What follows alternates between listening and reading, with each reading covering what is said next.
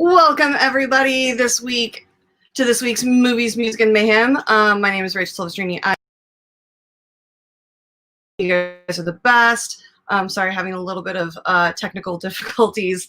My earbud dock decided to stop working on my laptop, so hopefully this will be fine. If there's an echo, please let me know in the comments. We'll try and fix it. But we'll figure it out. So just so everybody's aware, this is my super Canadian episode because not only do I have the most adorable, wonderful Canadian in the Schmoedown, Brennan Myers, but I also have my best friend who is half Canadian, who is utilizing her drinking buddies benefit to the to her Patreon level. So we are now, so everybody say hi to Jessica. Hi, Jen.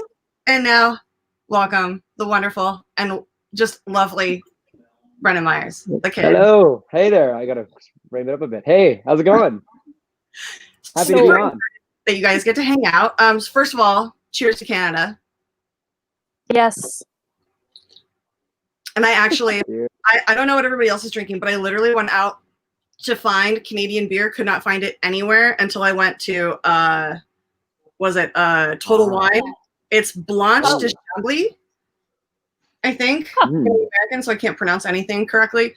I just had a really good Okanagan peach cider the other day, actually, which I've never had. But it's like I think I'd had their apple cider before, but like it's good hard cider from I think it's Okanagan. I don't know, maybe it's something Okanagan Farms or something like that. But yeah, it's good. I had the best cider of my life in Jasper, Canada. Yeah, and it was. First of all, that's the place to go if I'm going to die. Like, I know if I'm terminal, there's literally nothing the doctors can do to me. I'm just going to go to Jasper and just like sit out in the fields and like let the animals come sit with me and just die looking at the mountains because it's so stunningly gorgeous. And I'm going to have a pint of the honey beer in my hand because it is so wonderful. Yeah. I actually... That's right by where I live, actually, is Jasper, Alberta. That's where I'm from and where I am right now, actually. So, yeah, that's actually right there. So I know all about how great that is. It's like very close to 3-4 hours away. I was just about to ask, I'm like, because you travel so much, I'm like, I never know where you are at any given time. I'm like, you're like, oh, yeah, in an hour. You're like, oh, yeah, it's 7:30. I'm like, it's 6:30. Okay, so he's in. Oh, yes, sorry. I'm in Mountain Time. Yeah, because the whole time, basically, since March, the whole time things have been going on with Corona and everything like that. I've sort of been up in. I'm actually going back to eventually. I just for different. It's been so long. I still have a place there, and I got some stuff now. I have to go back for. But yeah, I've been up in Canada for like 5 months now, back where my parents are and stuff. So and rightly so. Yeah, no, it's been great. It's been really fun to spend this much time because we have a really close family, and most of the time it's like I'm in LA and I just only see kind of one of them. Like it's nice because I'd say every couple of weeks somebody is able to come and be there. But yeah, like it'll go long. I mean, long stretches when we're not all together for the last few years. So it's been cool to kind of all be together for the last like 5 months or whatever.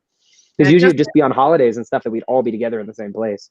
I just can definitely understand not being together with family for holidays or just in general. Because Jess and I holidays just followed in my footsteps quite lovingly and had become a tour road dog like I was. And it was like, yeah, it's so time zones. It's like I instantly make those assumptions that I'm like, oh, okay, so you're central, so you're somewhere in these 3 states or 5 states. Like, I know. I've always got to remember that too, especially with scheduling with when we were doing these Schmoedown matches last month of like when they say what time it is, and you're like, what is that for me actually? Like, is that or like make sure? My laptop is still in Eastern time, and it always will be. I need to know what time it is at the office. That's why it's so good with these smartphones. They actually do it for you because I would go crazy if I had to change it every single time. I actually my first year out with Beauty and the Beast, I think I had like an iPhone 4. I mean, this was also like 10 years ago. So but like something was wrong with it, and it wasn't like geo-syncing to wherever I landed and turned it back on after I got off the flight. So there was one day that like it did not sync up, and I was like an hour and a half late to the lobby, and I got yelled at. Oh no! And chastised because he was like, there's a clock in your room. I'm like, yeah, but it's bright red, and I never look at it, and I turn it to the wall. Like nobody, like who looks at their hotel clock? Like you have a phone. Oh. Like you don't trust those things. They're awful. Other people touch them. Someone else could have set that time. You could have the person before's time. What do you know? What do they know? No one wants leftover time. I mean, if it's a really bad hotel, I used to adjust the clock and make it like 33 minutes slow. Oh To God, mess with it. that's See, it's people like you. That's why you distrust the hotel clock. That's why. Oh, I don't trust I just anyone. unplug them. I'm like, there aren't enough outlets by the bed. Screw the clock. I need to charge my phone. See, that's why you go to IKEA and you get those mini like power strips that has like the 3 extra plugs, and it's got like a 2.5 foot cord. I know. I think I gave you one for Christmas. The crazy thing is whenever you travel, if you overseas and you have to get like that crazy adapter because all the outlets are different, and it's like you get this like massive block that like it's like a Rubik's cube of like outlets. It's so crazy. I literally have. I've had that a few times. I have 2. I have one perpetually is in my suitcase, and then I have one like in my backpack. Mm-hmm. Just your go bags ready to run. Yeah. Look, if Ireland calls, I'm there. Hey, as soon as the Canadian borders open, I'm back up in Vancouver. Like, dude, deal. I miss that city so much. I'm so angry that it's closed, and I was not able to set stock for the last shooting day of Supernatural, guys. It's been 15 seasons, and I know so many people in the cast and crew. Guys, this show is epic. Today is a happy and sad day. I also just now want to figure out what route Jensen and Jared are bringing baby home on.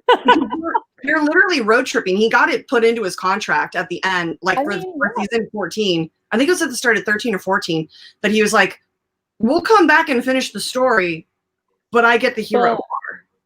That's awesome. And I was like, I think the fans would have like literally stolen it for him. Oh yeah. Mm-hmm. And just like there aren't enough like replica babies out there. Like someone would be like, "No, it's mine. I'll find it." I mean, to be fair, I know he could not leave the car unattended. Some fan is just gonna get in there and drive away with it. Oh no, that is like that car is more respected, I think, than most human beings in my life. Like she is an entity to and of herself. I got to start her one day, and I like cried. Oh, yeah. I also yelled at the guy on set who was supposed to be taking care of her because he called her just a machine, and I like ripped into him, yelled at him in front of the crew, and he just looked at me with that look of like trying not to laugh, and I'm like, "What the fuck is so funny?" And he goes, "Hi, I'm Frank," and I'm like, "Oh, hi, you're that guy." Okay, I guess. I'm like, "I love you. Thank you for taking care of her. She's my baby." But just you want to say that was Jensen Ackles after all that? Jensen, I met Jensen years ago. I used to go to conventions and stuff, but like, he literally yelled at me one time because I used to bring them. There's a Winchester bourbon, and I used to bring them to the cons. I used to bring them like the little like 2-ounce airplane bottles. And I would go get a photo op, and I would literally just like, they would see me coming. It was like a Pavlovian response. It was perfect. I trained them so well. So they'd see me and they'd get so excited because they knew that I was giving them good booze. So I would go up to them, take the photos with them, and they'd be like, where is it? Where is it? And we'd like do a drug deal, and I'd like slip it into their pockets. And they'd be like, yay, we love Rachel. That's awesome. They seem like really cool guys. Anytime I see interviews or anything like that, they seem like pretty awesome guys. They're the best. Jared is the biggest. I've heard good things too from different friends I've worked with. I've had a lot of good friends in Vancouver who've done guest star roles and stuff, and I've never heard anything but good things about those guys. They're amazing as long as you're not a friend of theirs directing an episode for the first time, because they will fuck with you. They slammed a pie, like one of those like whipped cream pies, into Misha's face so hard it almost broke his nose. That's awesome. Oh no! Doesn't know his strength. He's like a giant child. I think one of my buddies was actually in one of the episodes directed by Misha Collins, right? Oh really? I think one of my buddies. I think whether it was the first one he did or one of the other ones, but yeah, I think one of my buddies, Kurt Oslin. He like definitely. I think because I remember him talking about being directed by the guy from the show. How funny!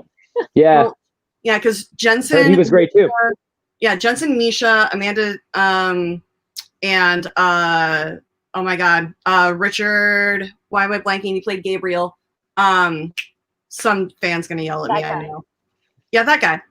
Just check the comment section in Richard, 3, that guy. 2, 1. Rich. Yeah. Dick shit. What's his name? Fuck. I'll figure it out. But they all directed, and like all of their episodes are my favorites. It's amazing. Yeah. If anybody knows in the chat, just throw that in. But Jess, do you have any Canadianisms you'd like to nerd out with Brendan over? Because I'm adopted. So I was gonna have the movie I was gonna make you talk about today. It was gonna be Strange Brew, but I couldn't find my copy. Oh, I know. Yes, I know that film. I don't think I've ever actually seen that film though, because that's the Rick Moranis TV movie, the Rick Moranis show, right?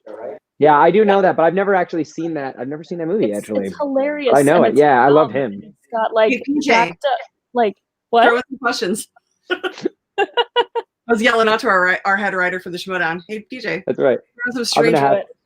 I'm gonna have to do some research so I don't miss a Strange Brew question there. Like mind-controlled hockey players on beer and jelly donuts. Oh, that's great. I didn't know that's what it was. That's awesome. Yeah, I just know of it, but I've never seen it. It's stupid and hilarious. But so since I couldn't find that, I went with my second favorite Rick Moranis movie.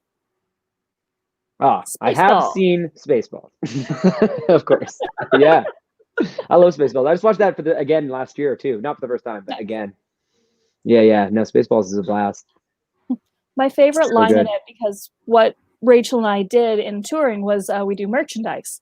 So the whole bit about Spaceballs, the movie, my favorite. That's like the best clip ever. I just kind of play it on the movie, the towel or whatever, all that. Yeah. Merchandise where the real money from the movie is made. Right. Or shows, or concerts, or Broadway shows. Yeah, I think that would be a fun. I didn't realize it was happening, that they're doing a Back to the Future musical. I just saw that on Twitter the other day. Like, I didn't realize they were doing that. You probably know that, but I'm excited. Sounds exciting. I think that I had heard that rumor like a few years ago. Yeah, but no, it's like, coming back. Yeah, it's supposed to be in London. It's going to debut on the West End. Like, I mean, we'll see what happens when it does. But it's supposed to be next summer. So with like Roger Bart, the guy that was in like the producers, I think he's the Doc Brown or something like that. I was looking at, but I had no idea that was happening. It's really become a big thing now, right? Remaking all these, especially these 80s movies, like Tootsie was a musical recently, and like all these films, like, which is cool actually. Yeah. Oh, I have dibs on Beetlejuice when it finally hits the road. Yeah. I put dibs that is like the companies I've worked for, all my friends. I'm friends with a dude who was in the cast on Broadway. I'm like, guys, when it hits the road, dibs, mine. Yeah, there's almost like a Fight Club-esque understanding between merch people, because we may not all know each other, but we all know of each other, and it's very much like like when a certain show goes out, we're like, someone's like, I get this show, or I will cut your throat. Like, I will slice your tires, I will steal your box cutters, and I will dry out all of your Sharpies. Like, do not test me. I'll cut all your extension cords.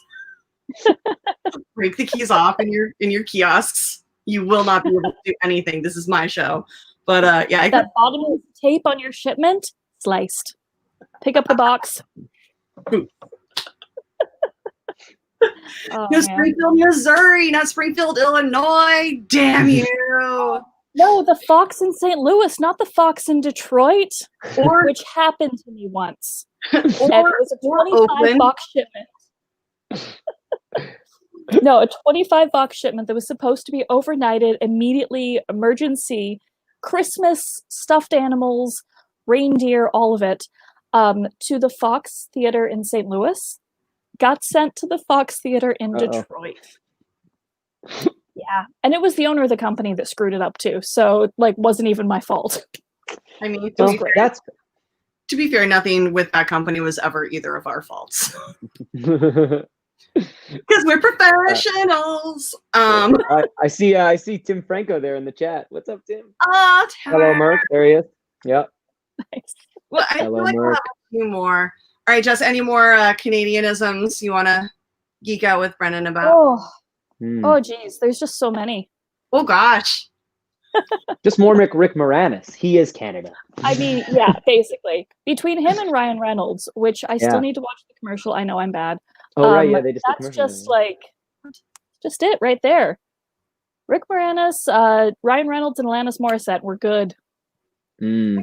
Brian I remember Adams. actually Alanis Morissette. I can't even remember how. Maybe I can't remember how we got tickets. Maybe we just were able to pay for them and be somewhere. But we went to the Junos. I remember as a kid in Edmonton, and Alanis Morissette was the host. That's the only time I've ever been to the Junos. But it was a long time ago, so I can't even remember. I remember being there, but I was pretty young, so I can't remember if we just bought tickets or if we were able to, That would have been lucky enough to win them or know someone. I don't remember how we got in there. early but 90s or something. yeah. At least she was hosting them. So I think it was the early 2000s or something like that. God. It's it was early 2000s because she was still big, right? I mean, she was really big at that time. It was after. I guess it was after she had really been big. She was huge. It was after all those ones, but I don't remember exactly because I was pretty young. I was probably 11 or something at that point. Okay. Well, we feel old now. Thanks. No, I'm sorry. I didn't mean to make you feel old. I'm starting to get to that age with where I'm starting to feel old because it's I was born in the early 90s, and so now it's all these people post 2000, right? So it's for me, I'm now hitting that phase where I'm wait, someone born in the early 2000s is 18, 19 years old. You can vote, and you were born in 2000. Yeah, because I need to break myself of it because obviously it's not a big deal, but I still have this crazy thing in my mind where I'm but if you were born, if it's not if it was not a 1990 in front of it, clearly you're still young. It's 2001 is not a year of people who are born who can who can speak, but I'm crazy because now it's 2020. So. Oh, perfect. Nice. They're literally in their 20s now. Excellent. Although if you really want to feel old, the first person born in 2000 is able to drink in less than 3 months. That's right. Yeah. That's right. Yeah. Someone born in 2002 can drink in Alberta, actually, because I think it's 18. So, yeah. Beautiful, beautiful Canada. It's nice because I look so young that I get ID'd all the time in America. But I think I'm actually at the point now when I'm in Alberta that I don't really get ID'd as much because I think I do look convincingly 18 or over. 21 is still. You finally look 18. Yeah, 21 is still a stretch apparently when I go out in America, but 18 I'm there, so it feels good. And I think it's at the point now, and now it's at the point where it's old enough that they know the minute they look at the ID too, right? They look at it and they're oh, geez, that's definitely But for a while there, it was people were so incredulous. Yeah, I did love watching the same waitress at Barney's ID you 5 weeks in a row, yeah. and I was like, how do you forget that face? He's just waiting for me to trip up and bring the fake one. She doesn't believe that it's true. I've gotten that a lot where people looked at it and they'll be I'm dude, it's real. It's real. Believe me. I think at one point she walked by me the second or third time and she goes, I just don't believe it. And I just looked at her and I'm I know you don't, but I'm not going to drink with somebody who's underage. That's right. I'm not willing to go to jail for that. And she goes, okay, yeah. I've definitely told this story on at least one of the other shows, whether it was on Action Guys or something like that. But I always tell it where I was in New York and I just turned 21 actually. So I was only nice. So I just turned 21 and I was at a bar with some people and I got ID'd at the door. It was fine. They looked at it, they let me in, and I was in the bathroom and there's this long lineup in the men's bathroom. And it was 5 or 6, 7 people. And apparently I don't remember why he was in there, but someone who worked for the bar, either it was another bouncer or someone was in there dealing with something, and he saw me, and this is in the physical bathroom. He sees me and he goes, "Come on," and I go, "What? No. I'm waiting in line." He's like, "Come on." I'm no, I'm serious. That's why I'm here because I got ID to the door. And he goes, "Pull it out, come on." And so I had to be ID'd, and all the other guys in the line are laughing. Crazy.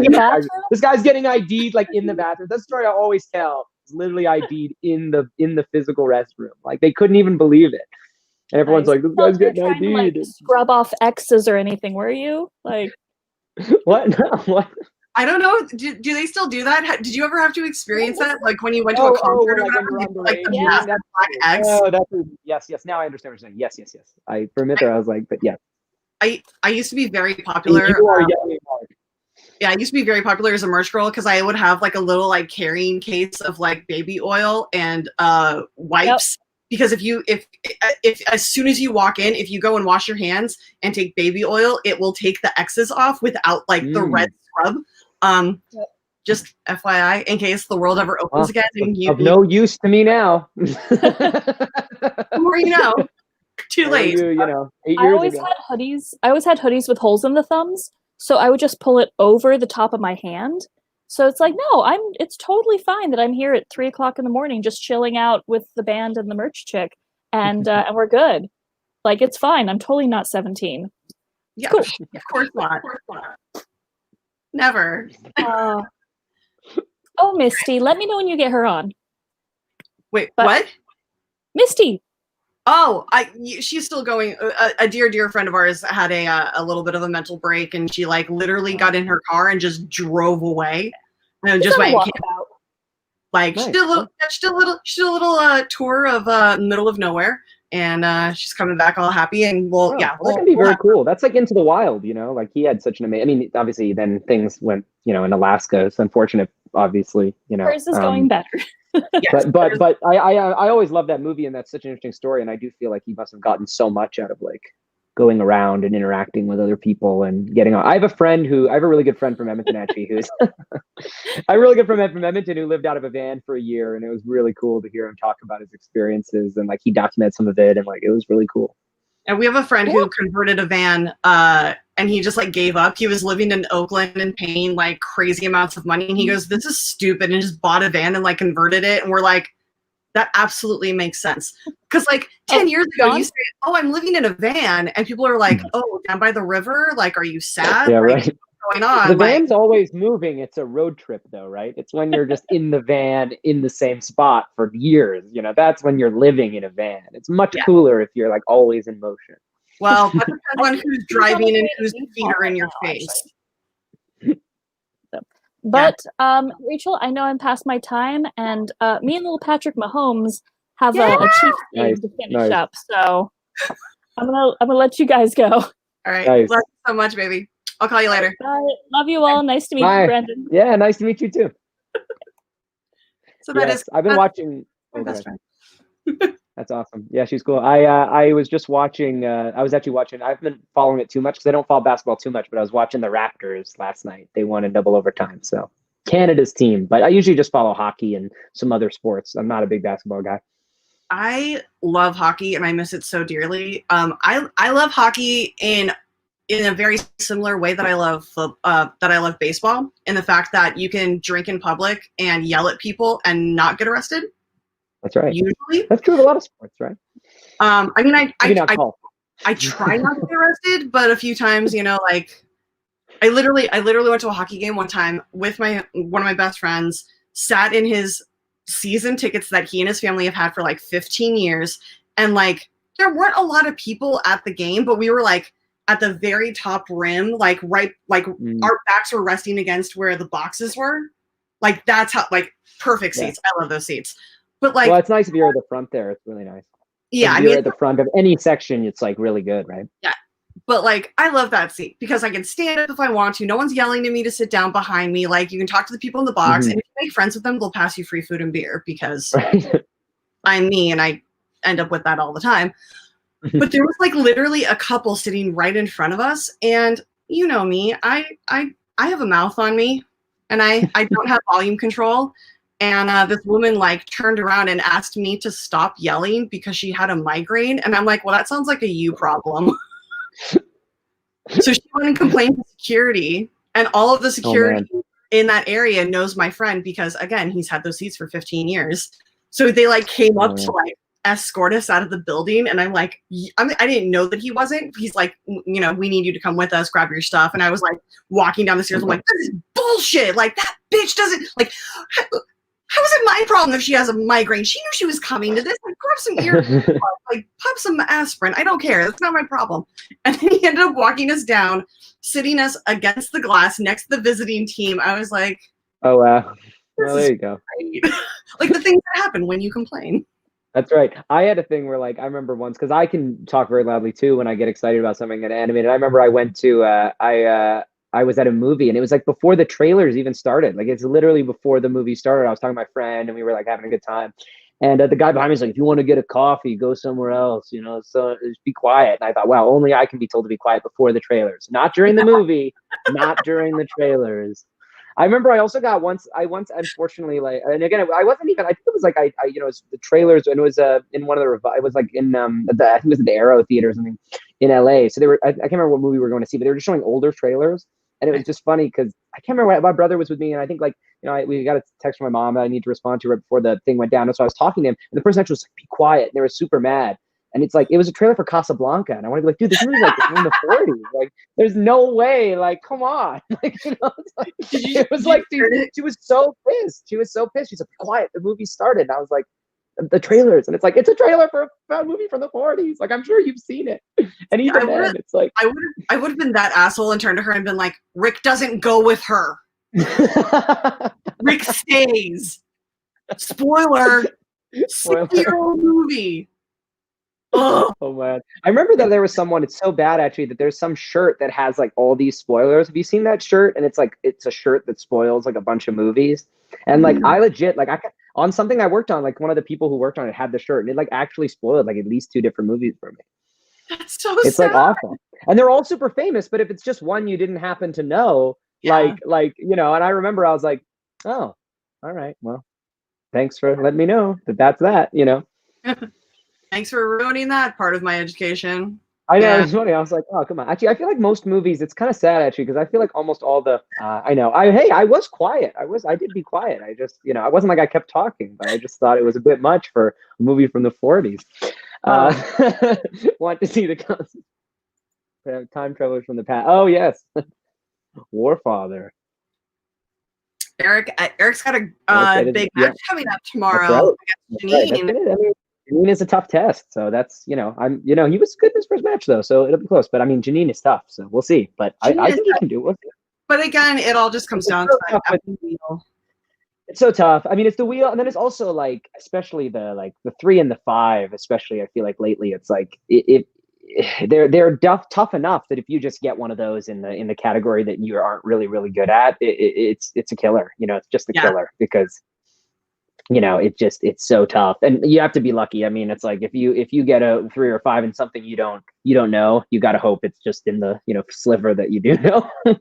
It's crazy with the Schmoedown though, because when I watch along all the time, it's like, you know, half the time when they spin something that I'm excited about, I'm like, oh great, and then I'll play along and be like, ugh, I didn't do so good, and then there'll be something that's like, I'm like, oh, I would never keep that on the wheel. I'll like know all of them, and I'll be like, how does that work? Like, I love how strategic you are with your words right now. Like, you're not saying slices. You're just like just generalizing.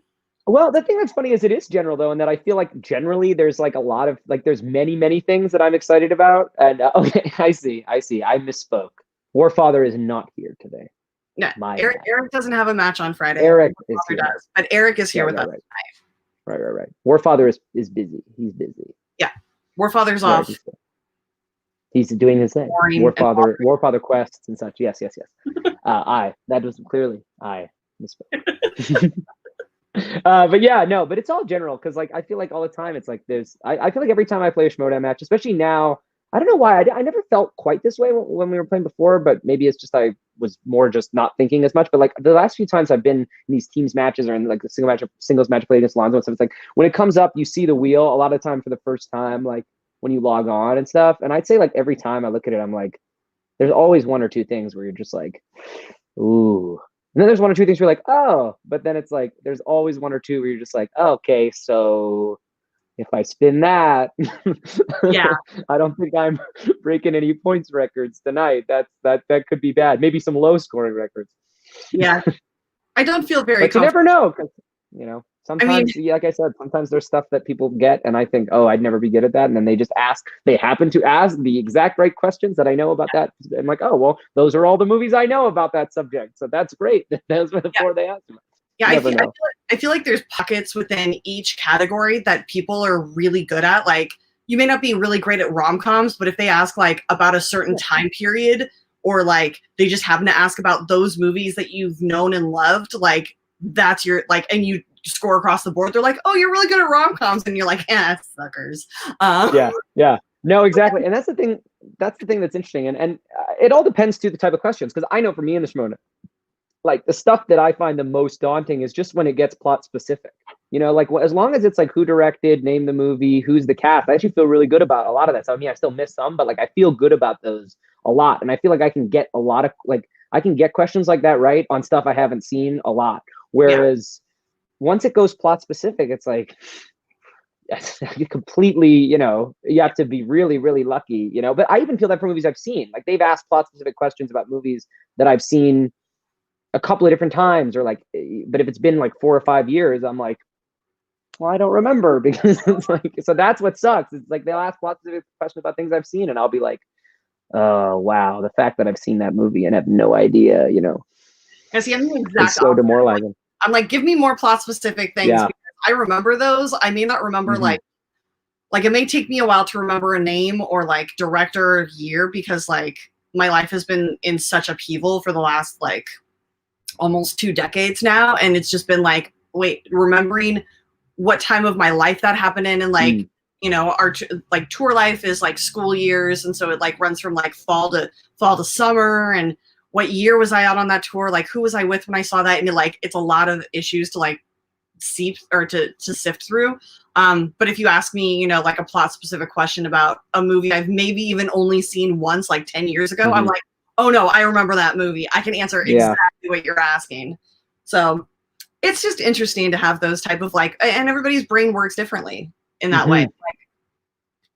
Like I don't think I would ever be like Ben Bateman with Oscars. Like I don't think my brain works like that. Like it's just a different sort of function. Yeah, and it's that's what makes it such an interesting and challenging game, is that like there's no parameters for like, well, there is parameters, but not a lot, right? Like they ask about all the decades, all the genres, different types of questions, different. So it's like everybody's kind of different in terms of like what kind of stuff seems easy or doesn't, and that happens all the time, right? Where a question's asked, and you know, you think, whoa, that's a 3, that's a 5, and then you realize like 3 people near you had no idea, and you think, oh my gosh. Or you're sitting somewhere and all these people know it, and yet the person up there just doesn't. And I mean, I've missed plenty of questions where I'm like, you hear the crowd groan, and you just think like, man, I had no idea. Like I literally had no idea. Or your brain just like, even though you know it, like it just can't pull it. Like I had a question about like, what was the name of the AI in Terminator, and I had just seen 2001: A Space Odyssey like a week ago, and so and then it goes in your brain. In my head was Hal, and I was like, I don't know, Hal, and people were like, boo, and I'm like, you know what, go fuck yourself. Like I don't care. Like it's hard. That's so tough when you get Clueless. You wouldn't get it. Like who? What? No, it was just other people. Yeah. It's very like, and I know the writers are working on it. I'm so excited, but like the questions in the past have been very male view skewed. Like yeah, well, that's what's been great about this new season, you know, is that a lot of the slices they introduced, you know, did introduce, you know, more diverse filmmakers, and some more iconic female actresses and things like that. And so that was great, and I think that's only, they'll probably only keep doing that. Like I'm sure that they'll continue to introduce like different slices every year. But I noticed that with some of the stuff we got this year, that was great. It was like, oh yeah, these are, you know, these are really exciting things to have in there now. Yeah, and I know it just creates more work for them, but I know that PJ has plans to like make it even more diverse and like include more people of color, and like they're trying to figure out if there's a way to do like, you know, like an LGBTQ plus slice, but it's like, well, what parameters do you set for that? Like, is it the plot? Is it the cast? Is it the director? Like it's very like, it's one of those, like, I would love to have that slice, because touring with Broadway opened up so many doors of like cinema for me, because like, you know, growing up, like it's like how growing up, I didn't watch a lot of Black cinema because that's not the area that I grew up in, and whatever, like it was one of those, like I stumbled upon it and educated myself. And like, so being born a white cis woman, you know, that wasn't what we watched in our house. And so like growing up, I started watching a lot of LGBTQ movies, and it's like, those movies are fantastic. Like Pride is one of my favorite. It's it makes me cry so hard, especially because it's based on a true story. And then like the post credits of like what happens to everybody after the movie ends, and you're just like sitting there weeping, and it's just beautiful and lovely.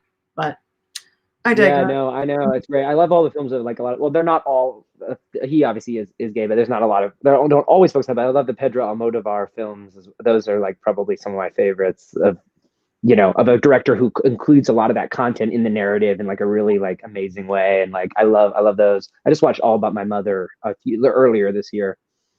You know that one? All About My Mother, I believe it's called. Yes. It's like early 2000s. It's a really interesting Pedro Almodovar film. And I guess, what was the one that he just did? Pain and Glory with Antonio Banderas. That was the most recent film. That movie was so heartbreakingly gorgeous. Mm-hmm. Yeah. Yeah, that whole sequence with because I think there's that great sequence in Pain and Glory where is it that he writes it's been a while to see lots of specific things. It's where he writes like a play and they do like a one-man show and it's a tale of his relationship with his old lover, and then the lover is there in the audience and has this like emotional reaction to it. That whole like there's like 10-15 minutes in there that's just like unbelievably good. But yeah, it's also that thing about the Schmoedown is like you want the more diverse the Schmoedown is, the more hopefully it encourages people who are watching the show to be like, oh, if they've never heard of that movie or if they've never seen it, it reminds them about it. So that's what's exciting about how diverse the questions are, because then in that way it can become a great messenger for that kind of stuff, you know, and that it raises awareness about those films. Yeah, I would love a John Waters. Well, I don't know how much I would love a John Waters slice. Where is it? It's not popping up. Oh yeah. Oh, there it is. Yeah, it's along the bottom there. John Waters slice or person's comment. Nope.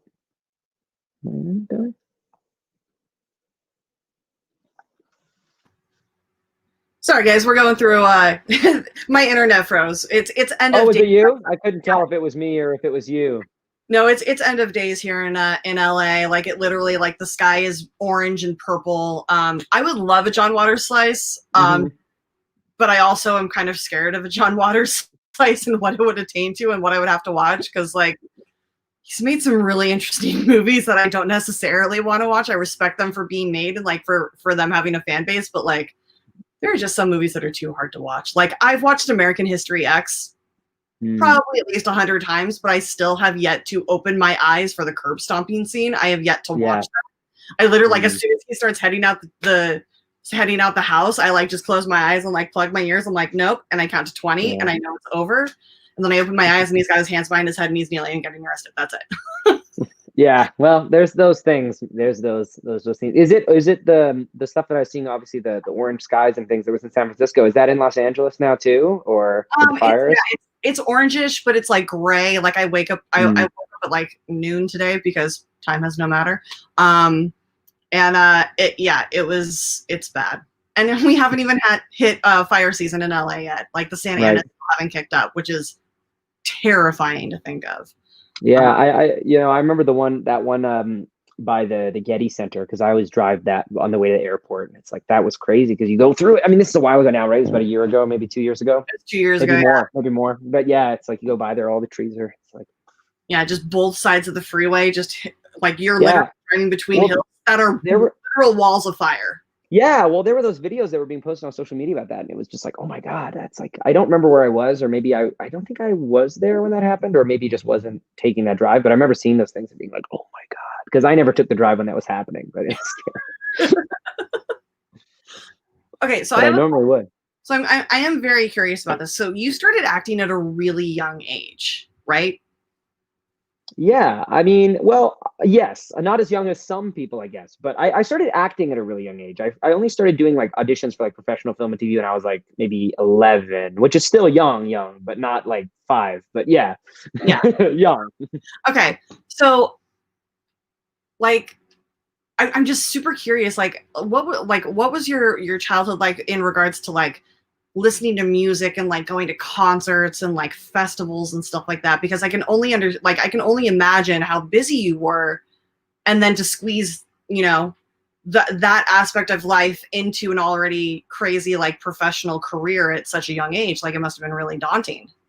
Yeah, I'm trying to think. I mean, a lot of this stuff, I'm trying to think. Like, I am a big music fan. I'm not as big. Like, it's funny. I like music, but my mom and my brother are really the concert people. So they're the ones that usually they've gotten me to. But like it's funny. I feel like a lot of the best concerts that I've gone to were more when we were in LA. Like, I'm trying to think of early ones. But like when we've been in LA, so when I was younger, I think I was busy running around and different stuff. And it was always like, I went to a lot of musicals and things like that, but we've been to some great concerts in LA. Like we went to Crosby, Stills and Nash I believe at the Greek, which was cool. And we went to, actually, that's sad. I was talking about this the other day with my dad because Free Fallin' came on the radio, but my mom and I actually were at the Tom Petty Hollywood Bowl show, which was like I think it was like his second last show before he died a week later, tragically. So that was kind of mind blowing to have, like, you know, seen that, not only just seen Tom Petty, but like have seen, you know, him, that it was literally like, I think you know, the second last time he ever sung Free Fall, I was there. It's like crazy. And I remember that song more than any other, like, just because that's Free Fall. But yeah, we've been to a lot of good shows at the Hollywood Bowl since I've been in the LA area. I went to Paul Simon there too. And trying to think if there's any other ones that I'm totally blanking on. But yeah, and actually, funnily enough, my mom took them to we went to the symphony a lot when I was younger too, which was kind of cool. Usually more the interesting stuff, like we do like movie scores, and there was a lot of times where we go to they would play old like Charlie Chaplin movies and stuff, like, and perform the score live, which is pretty cool. Which is a cool way as a young kid, I think, to get introduced to like silent film and stuff like that. I wonder how many times you were at an event at the Hollywood Bowl that Adam Witt worked on. Does he work at a lot of events in the Hollywood Bowl? He edited a lot of the video footage that would get played during those like the John Williams specials and stuff like that. I think it's really funny for you two to like kind of compare calendars and be like, oh, we were there together. I love Adam. That's what's tough about this whole thing, is that there was such a great, you know, Schmoedown community, and I still interact with people, whether it's over shows like this or, you know, a text or a Twitter DM or something. But yeah, it's like it'll be nice whenever we can all be back together again, because that's one of the things I love the most about it. As I like competing as well, but that's kind of the thing that's been the most fun about it, is just having that sense of community and people that you have that regular routine where you see people, and it's pretty fun. I was talking that to my parents about that. I was saying, like, that's what's tough about some of these digital matches, is that, you know, usually, you know, when you wake up and it's the day of a Schmoedown match, it's like you're nervous for the match, but you're also excited because you're going to the studio, you're getting to see everyone, you know, you're going to see like 4 or 5 other matches. Like, even if you lose, you're going to see other matches and be able to cheer on other people and maybe go out for drinks afterwards with everybody. And this, it's tough because you wake up and you're like, well, I mean, always. Yeah. But like, you know, it's like this time you wake up and it's a match and it's like all you really have is the match. And you do get to see some people virtually, but it feels very like, oh, well, I hope the nerves of winning or losing or getting to play again, or it seems like it's just a lot more, there's less of the other stuff to distract you. It's so much more heightened of winning and losing in a way that normally it isn't.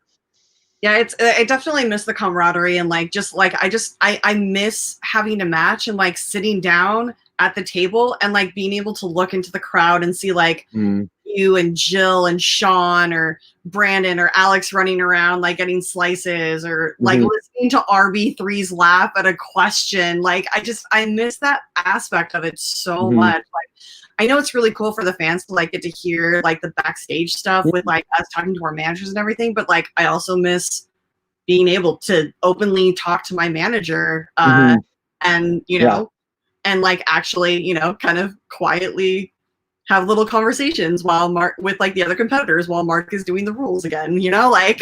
No, and it's interesting for me too to see some of that stuff too, like, even because I mean, even when we're in the tapings, we rarely hear that kind of stuff, like, you know, so it's pretty wild to be able to see that in these matches. And it's cool because I was thinking about that, like when we were preparing to play, you know, Ben Bateman again, I was thinking about how, you know, so often, you know, one of the ways Ben can get in your head is he sort of will like pretend, and I guess he can still do it in singles, but he'll do that great thing where he'll like take forever to answer, or burn the repeat, or make you feel like he's going to miss it, do all different stuff. And I was talking with Bibbs or whoever, I'm like, oh, well, what's crazy is that like, it's harder for him to do that. Like if we go to the 5 against Who's the Boss, like we'll know if they don't know it, or if they know it because they have to talk it out or whatever, you know, it won't be the same emotional roller coaster. But also get that like intimidation at the table, or like even backstage, like when we're waiting to get introduced on, and like, you know, you just see each other backstage and it's like this really fun camaraderie, and just be like, don't suck out there, you know, like it's, I just miss it. I just miss seeing people. I miss hugging people. I miss seeing, you know, and I miss at the end of it, I miss like if anybody felt slighted or disrespected or something, like just being able to like walk out of the studio into that air, like into that the rest of the office area, and just be like, dude, let's go grab a drink and talk, because we need to talk about something. Like I miss that whole aspect, and now it's like, now you have to like call or text, or like it's idiocy. And I also just miss stealing everybody's dogs that come into the theater, because that's right. It's been 6 months since I've seen my niece Leia, and I miss her. Riley, if you're listening, give me my dog. Let me spend the afternoon. Take her for a walk. That's the person in the chat there said Chance did pull it off pretty well. It's right. He did have it the whole time, though he had to keep it a secret from Mike, though, right? Which is like, that's the whole thing, is that if you know it, if you do pull that, you have to keep it a secret from your teammate too, which is like another layer of deception. That would have been pretty funny actually if he had kept it close to the vest and he was like, oh, I don't know, and Mike was like, I'm pretty sure it's this, and he was like, no, actually, I know it's that. Actually, forget it. I'm lying. Like, please say this. But yeah, that would be wild. Yeah. But yeah, that's right. He did. I forgot that he had it the whole time and was playing like, oh. I mean, but that's just Chance too. Like, I love that kid, but sometimes. Woo. Those things work though, those strategic, because I mean, it happens. You can't help it. It's like interesting because I'm a big golf fan, and they always talk about like when you play match play in golf, it's like you're winning. I don't know, for you maybe know, but like for people who don't know, it's like different than the stroke play where you're just playing somebody one-on-one and you're like winning the hole. So it's whoever has the best score in the hole. And they always say like the best way to be in golf and match play is that even if you have like a 5-foot putt and the other person's like 30 feet away down a hill, you always have to mentally believe that they're going to make that 30-foot putt, and it's like, I feel like that's how you have to play the Schmoedown. Like you have to completely, Molly Damon. Hello. Hi, Molly. She was my guest last 2 weeks ago. Yeah. Well, I've been watching a lot of the stuff because her and Jillian, they have that certain point of view show. So I've watched some of that. So yes, good coverage. It's like, there's so much great Schmoedown. I feel like this is like the golden age of all the sort of different shows and stuff like that. But it adds more pressure. It's like, I feel like there's more of even more of a chamber of people. Cause I feel like, and maybe, it's like, it just feels like there's so many more shows this year by people that are coming up my feed. And it's just like, especially when you're doing these live matches, like, that was the biggest test for that whole thing against Who's the Boss, for like every show you flip on and be like, is Ben Bateman in their heads? It's like, he wasn't, but now he is, because everybody is you keep talking about it. Everybody else is, but that's what I love about, that's what happens all the time in sports, like, I can't remember what I was just watching. Oh, I can't remember what sport it was. And the person comes out, and I think maybe it was golf or something like that. And the person had like a double bogey on a hole, but they'd still done well. And the first question the person asked, like, so what was it like with that double bogey, man? It's like, he just shot a great round. It's like, that's how it works when you're engaging with sports type journalism, right? They're always going to bring up these different things, and, it's fun. But yeah, it's wild. What was I talking about before? I was trying to think of what I was in the middle of. The match play thing. Yeah, I was like, what was that? But no, the match play thing of like, that's how you should play the Schmoedown, is just assuming that they're going to make every single question. But it's kind of hard. Like when you're in the moment, I try, like when I'm in the moment with players, I always try to be like, oh, they're going to make every question. But in your mind, you're always like, if they take like 2 seconds to not respond, you're like, please miss. I need every point I can get. Like, please just miss it.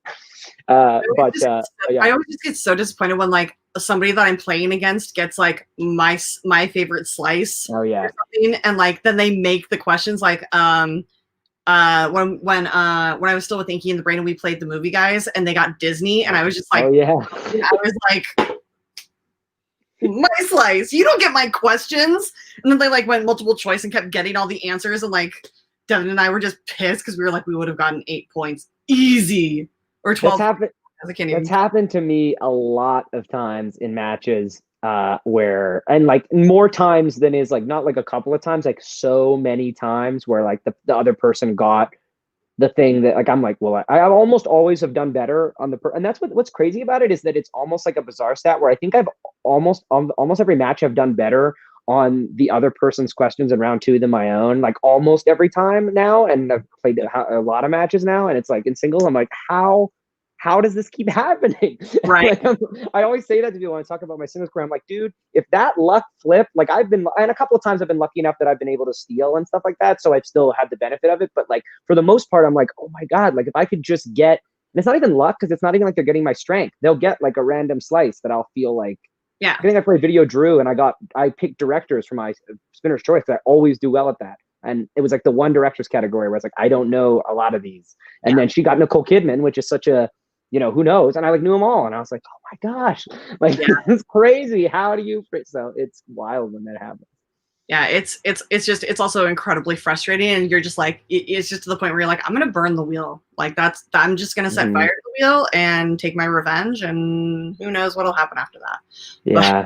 Yeah, it's like when you get on a bad run with the wheel, it's very, very hard, especially now because it feels like the level of play has risen in like round one, and it used to be sometimes that like a round one would be really difficult, and someone would struggle or your opponent would struggle, and you'd wind up like, or no one would get a perfect round, so it'd be like couple points. But now it's like if you run into a bad run of questions, like it seems like most elite players like most of the time are like threatening a perfect round like every time, which puts more emphasis on the wheel. Yeah, like I mean, the wheel matters so much more when you only have a 2-point lead or you're tied, or like I feel like in some of the older eras of Schmoedown, you would see and you'd be like, oh my god, they're up by like 4, or they're up by like 3, and then you had some wiggle room. Whereas when it's like 1 or 2 points, it's like, yeah, I mean, I remember my match last season, my round 1 match against Roca. I was like, I think we went into round 2 with he had like 5 and I had 4. Like it was. And we both just kind of like looked at each other while Mark was doing the rules for round 2 and be like, was that hard? Like that was hard, right? Like those were ridiculous questions. Like we were like, oh, okay. We were like agreed. We're like, okay, yeah. All right, let's just go on to round 2. But yeah, I mean, sometimes and then like we sat next to each other the next week, or because he left after our match that day. And I think that was like one of the last matches of the day actually, because I remember being there. I feel like that might have been like one of the last match of the day. It was one of them, because I think that I remember there being another match after that, and I was standing next to Christian. And like, we were both like kind of playing along to round 1, and I just like showed him. I was like, well, I got a 7 out of 8 on that one. And he goes, why didn't you do that on your match? And I'm like, go fuck yourself. Like, I love you, but it never works out that way. That's what's so horrible about the game. It's like you always know all the like. I feel like I know 5s all the time when I'm watching along, and like, and when I'm in the game, it's like sometimes you don't, or just there's a lot of times I don't know them, and you just think like, well, I know now. I think I probably am like it's like 50-50 on the 5s most of the time. So it's like you just are like, well, if I have to get a 5 to win a match, 50-50. Yeah. I just remember sitting next to Roca the next week, and we like were playing along to the match. We're like, okay, we want to play against each other again. Okay, let's do it. And I like kicked his ass.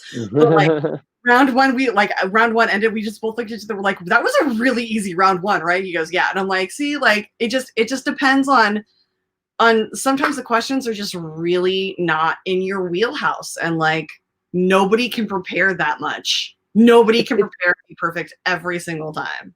No, because the thing with round 1 too is they hit like so many different genres, and everybody, I'm sure that if they ranked, the genre categories and how good they feel, everybody has very different lists of like, oh, that one I feel great when they say that name. That one I'm always like, ugh.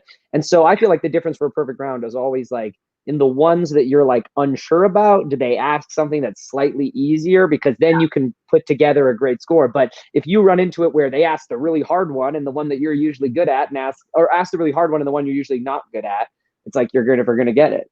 Yeah, it's whereas they ask the hard one and the one you're comfortable with, you'll just get it every time. So it's like it's all the luck of that.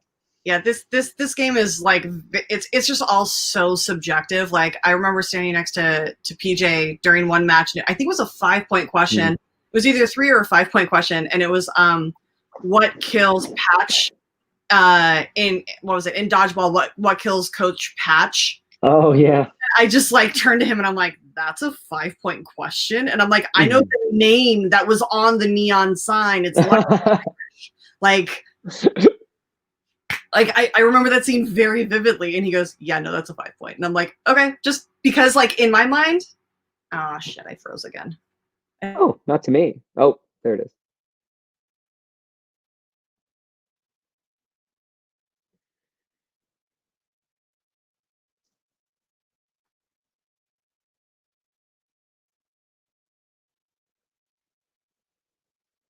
Oh.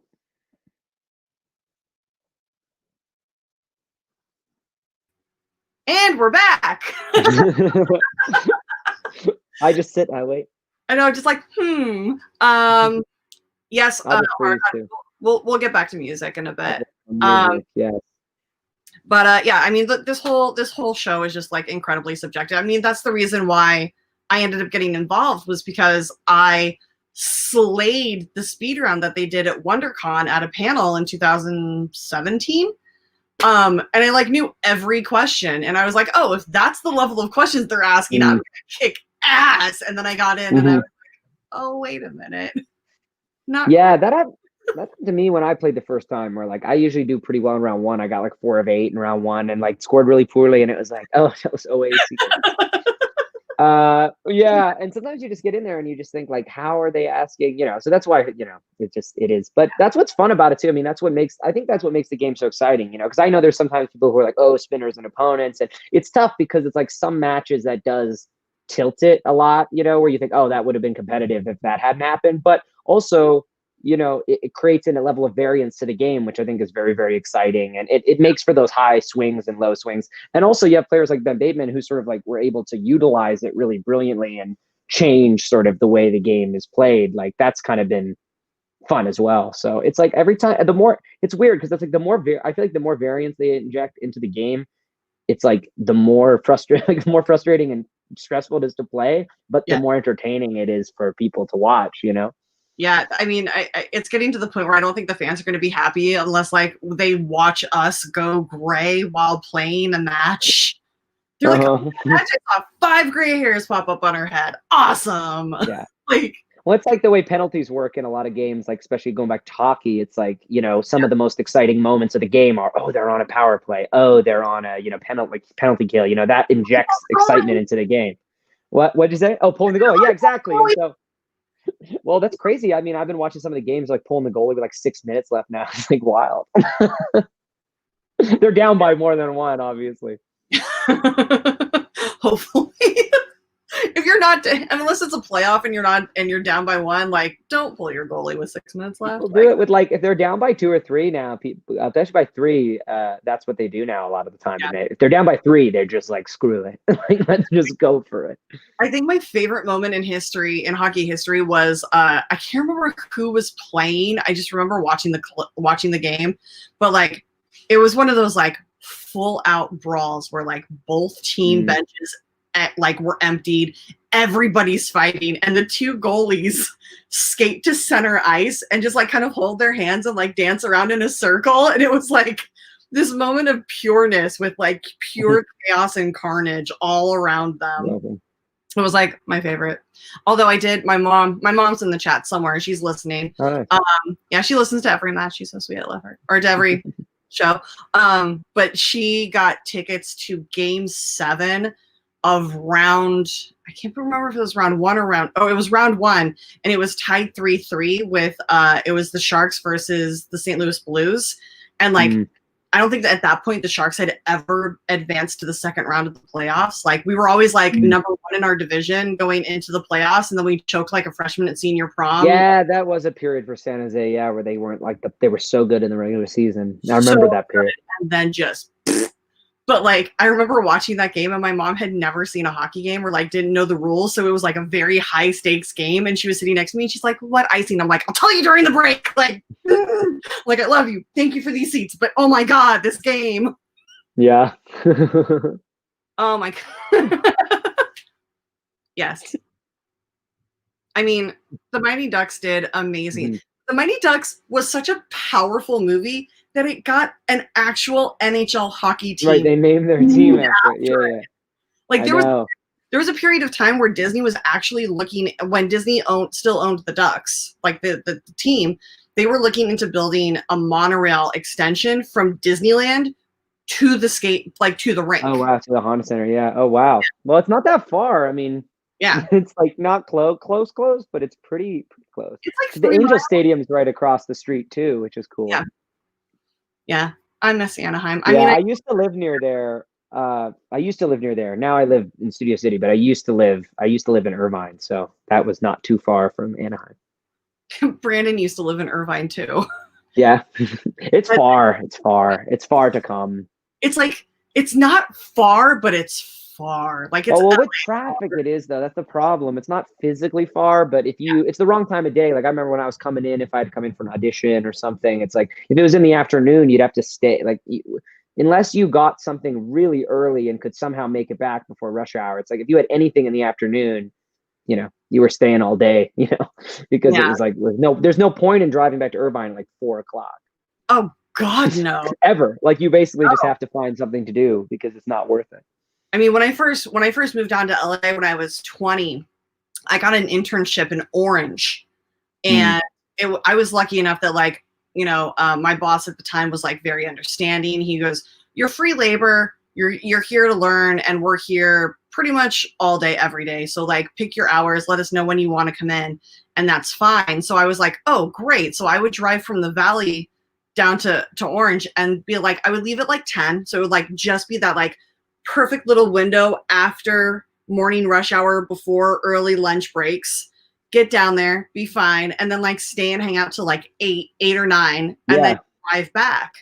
And like if I got sent home early, I would literally just drive to downtown Disney's, like park in downtown Disney, parking for 3 hours for free, and just like hang out at Disney. And like I had a ton of friends that worked at the park, so they would be like, I'd be like, "Hey, I'm getting off at 4. Do you want to have a play date? Like, what time do you get off?" They're like, "Oh, I get off. Yeah, let's hang out." And I'm like, "Great. I'll pick you up. I'll pick you up at the exit, and we can drive around. You can give me free parking, and we'll go in for like 4 or 5 hours of Disneyland at night." That was the same thing for me. Like, just you'd wind up having to meet friends or go to a movie or find something to do, because it was just like, you'd have to try to hang out with somebody. It was not worth it to come back. Yeah, I mean, God, if A-List had existed back then, I would have just been at Disneyland, like the downtown Disney AMC, all day. I know. Actually, that's what I would have probably done too. Like, 'cause I was there with my mom, my brother-in-law. My mom would be with me driving me to auditions and stuff. So it wasn't on my own. It's like, we went to movies so much, we would have used A-List for sure. How is?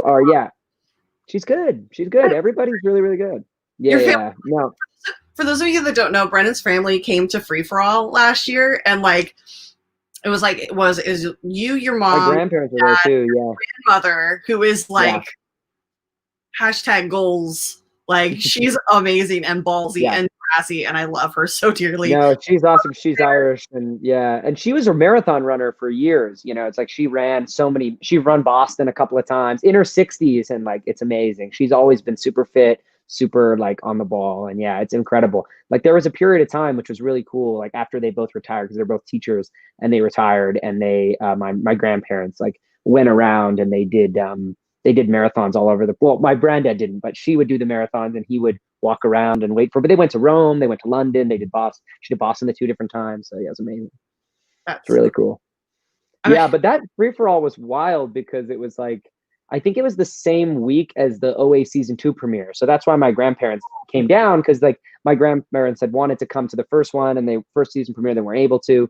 So they were able to come to this one, and so it was a perfect week because they were able to come, and we did that on like the Tuesday or whatever, and then free for all was on Friday or Saturday. So that's why I had a lot of people there for free for all, because it just was the perfect thing to sort of invite people to. And I remember I've been talking a lot about the show before I played, like just to friends, like because there was a period where I was going to the tapings a lot and hanging out and hadn't played yet, and so I'd tell friends like, there's this league, like I'm definitely gonna hopefully get a match, sometime.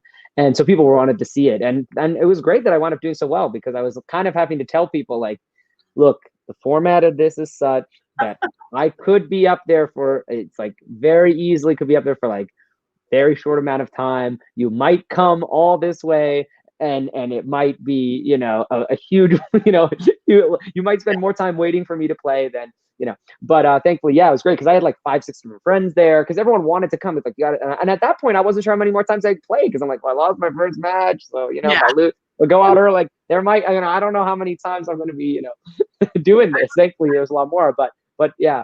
I remember you getting introduced and like that whole balcony section just like exploded, and I was at the table and I was like, must be nice.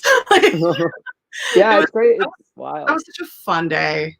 Yeah, I know. I hope it'd be great to like have some friends there again, because I remember in New York this year, like there wasn't anybody that I knew there, and it's just like, now I know so many people from the show, so it's not like, I'm not alone at all. I know everybody, so but it's wild. No like outside Schmoedown friends.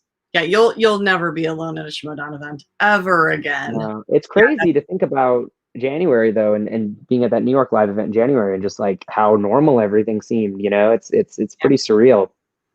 Yeah, I was real sad that I had to miss the January live event, because like I went to the first New York event and then I went to like the second, and I was like, I think that was the because we were there at the time I went when Paul played Snyder and Haley played Ethan Irwin. Yeah, we were there together for that one.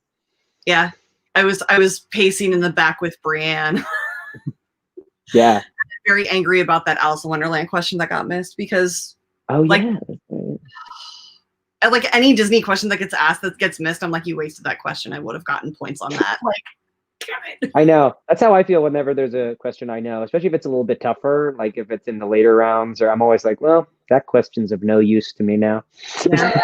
Don't need that knowledge anymore. Delete. Especially if it's something you may have like studied on or watched for the Schmoedown, and then they do ask about it, and you're like, well, I was right to watch it, but now it's useless. Well, it's like, yeah, they asked the question, just not to me. Yeah. Yes, I know. I always have that panic right before, every time it's a few days before a Schmoedown match, there's always like at least 2 or 3 movies in my head that I like have thought about watching but haven't yet. And I'm like, oh, I have to get at least some of these in, because these are the movies where like if they ask about it, I'm going to feel really mad because I've almost watched this a couple of times. Have you had that happen where like you meant to watch a movie and then it got asked in a match? Not that close together. No, there have been things where they've asked about stuff and I've been like, oh, I've meant to watch that for years, or like, that's been around. But no, I think I've been lucky. I can't think of it. I try not to have it happen. Like if there's a couple of things sitting around, but I think it's happened a couple of times. Maybe the other person's got it where I've been like, oh, that's a movie that I've had sitting near my, I don't think I've ever been unlucky enough to like have one where I was like, I almost watched this. I've almost watched it. There's stuff where it's like I've always meant to watch. I'm like, oh, I should have seen that. But I think I've been lucky in terms of like, it's not like sitting on my desk or something. That's very sweet, Jenna. Thank you. Jenna, they're very, very sweet. Guys, I completely forgot to mention this because I had Jess on earlier. If you have any questions, just click there's a Streamlabs link down below, $5. We'll ask the questions live. I mean, we're going to be here for a little while anyways, because your brother's going to be coming home soon and I adore him. So. Well, maybe. I'll try to see. Like, it might still be a while for him. I was saying like it's a bit later, but maybe if we're still on when he's here, he can pop his head in. But he's doing cheerleading right now. He's coaching. So he's a coach and cheer most of the night. He's a cheerleading coach now. So yeah.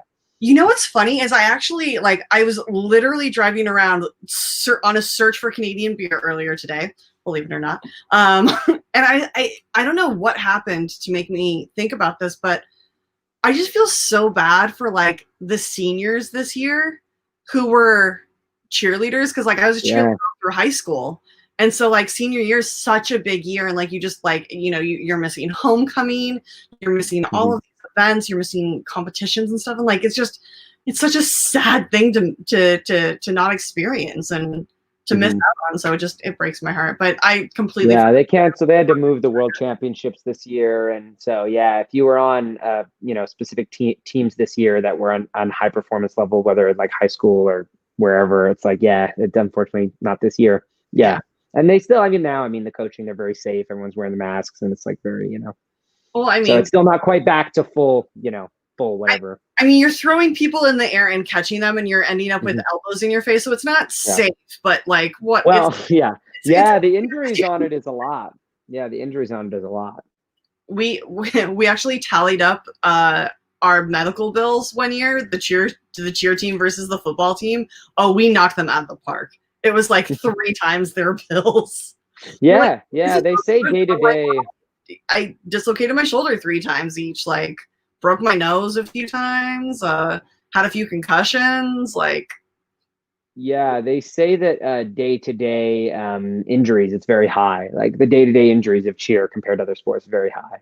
Yeah, it's rough. I missed camp though. That was fun. I completely forgot that your brother was a cheerleader. Okay, so guys, I know that somebody asked about music. So do you remember your first concert? Oh, my first concert. Oh no. I'm trying to think of some really, really early ones. I know we went to which band was it? I know we went to AC/DC at one point early on when it was in Edmonton, but I can't think of if that was the first. It's hard to remember, but my mom loves concerts, so she took us to stuff a lot, and I know she's seen like all the great the great bands. And we saw Hall & Oates recently. I'm trying to think of the early ones though. It's hard to remember the early ones. I'm trying to think of what we saw when I was a kid, like when we here in Edmonton. Well, what was your favorite concert that you've ever been to? Favorite concert that I've ever been to. I think the one that really, really blew my mind. I think it might have been, I mean, I should think of something else because it might, like I said, I sometimes say the Tom Petty one, but that's sort of like, I already talked about that. Who is it that we saw? I have such a bad memory with this stuff because I'm a big music fan, but it's not like movies with me where I'm like, I'm a big music fan, but I'm not movies where I like key in. I always say like, I'm sort of like, when it comes to music, I'm sort of like that guy who sees all the main blockbusters and like knows all the big bands. But when you start going about the cool indie bands we were supposed to care about, you're like, oh, I don't know if I've seen that. So like, that's like, yeah. But I try to think of the stuff that we saw that was really, really good. But yeah, it's great. I love going to see concerts. I love it with friends. You know, I feel like a lot of my friends growing up, like we did like a lot of stuff that's not something we did as much. It's like a lot of theater and things like that. And so I feel like I have a lot of friends who've been like invited to Coachella a bunch of times. And like, I've never actually wound up doing that because we actually have a great festival here in Edmonton. I remember going to this as a kid where it's like the folk festival. So it's like a lot of like, yeah, but it's not just like folk, you know, it's very, a lot of different bands and stuff like that. And so that's a cool thing because Edmonton, where I'm from, is sort of like, has a lot of different festivals and like it's sort of called the festival city or whatever. It's really beautiful. Like I really love it. Yeah. It's one of my, it's a great. I think it's my third favorite city in Canada. Yeah, no, it's amazing. I've loved. I mean, I lived here. Our family still lives here, so I come back. This is the place I always come back to at like Christmas or Thanksgiving or whatever, wherever there's a window to come back. But I lived here probably like 3 to 16 full time. So it's very, very really where I feel like I grew up. Okay, so you talked about musicals and stuff like that. Like, what are your top like 3 or 4 favorite shows? 3 or 4 favorite shows. I mean, I'm a big Les Miserables fan. I was growing up. I was a big Les Mis fan. One of the musicals that I actually remember my first musical though. I actually do remember my first musical, which was actually the Jekyll and Hyde musical. Oh, it's so good. Yeah, it is good. Yeah. So I remember my first musical. That was one I really loved. And I actually have a weird memory of like going to see that and being surprised when one of the people that died was at the curtain call. So I guess I was really, you know, which is weird that then I wanted to be an actor if I would assume people were dying on stage. I don't know. This was young. It's like 5 or something like that. But yeah, there's so many shows. I'm trying to think of shows I've seen that I really loved on Broadway because I've been fortunate enough to be in New York for stretches of time these last few years. I really love the Color Purple musical. I saw that a couple of years ago. Book of Mormon I saw, which was very funny. I got to see that with Josh Gad was still doing. I think Andrew Reynolds. Too bad. I think Andrew Reynolds was he was like not because it was still he should have been in it like because Josh Gad was in it and some other people, but yeah, Wicked. Oh, so some Wicked. Wicked was one of the first, maybe not the first, but it's one of the ones I remember seeing that I really, really, of course, loved and have listened to the soundtrack a bunch since. I'm trying to think of what other one. It's so hard. There's so many. Your mind goes to so many of them. See, I love Wicked, but it was like my first experience with Wicked was like there's like a 25-second clip that would just play. Like I worked at a movie theater and they had what was called movie tunes, and they played that 25-second clip from Wicked. Which song? Like the whole that it was just like, oh my god, like every like 3 hours it was just like just shoot me in the head. Like it was actually every like 20 minutes. It was just like, oh my god, make this stop. And then I finally ended up getting to see it, but I saw it front row, which was very close. And then there was, I think that both Alphaba and Fiyero had like either understudies or like brand new actors in on those roles. And like,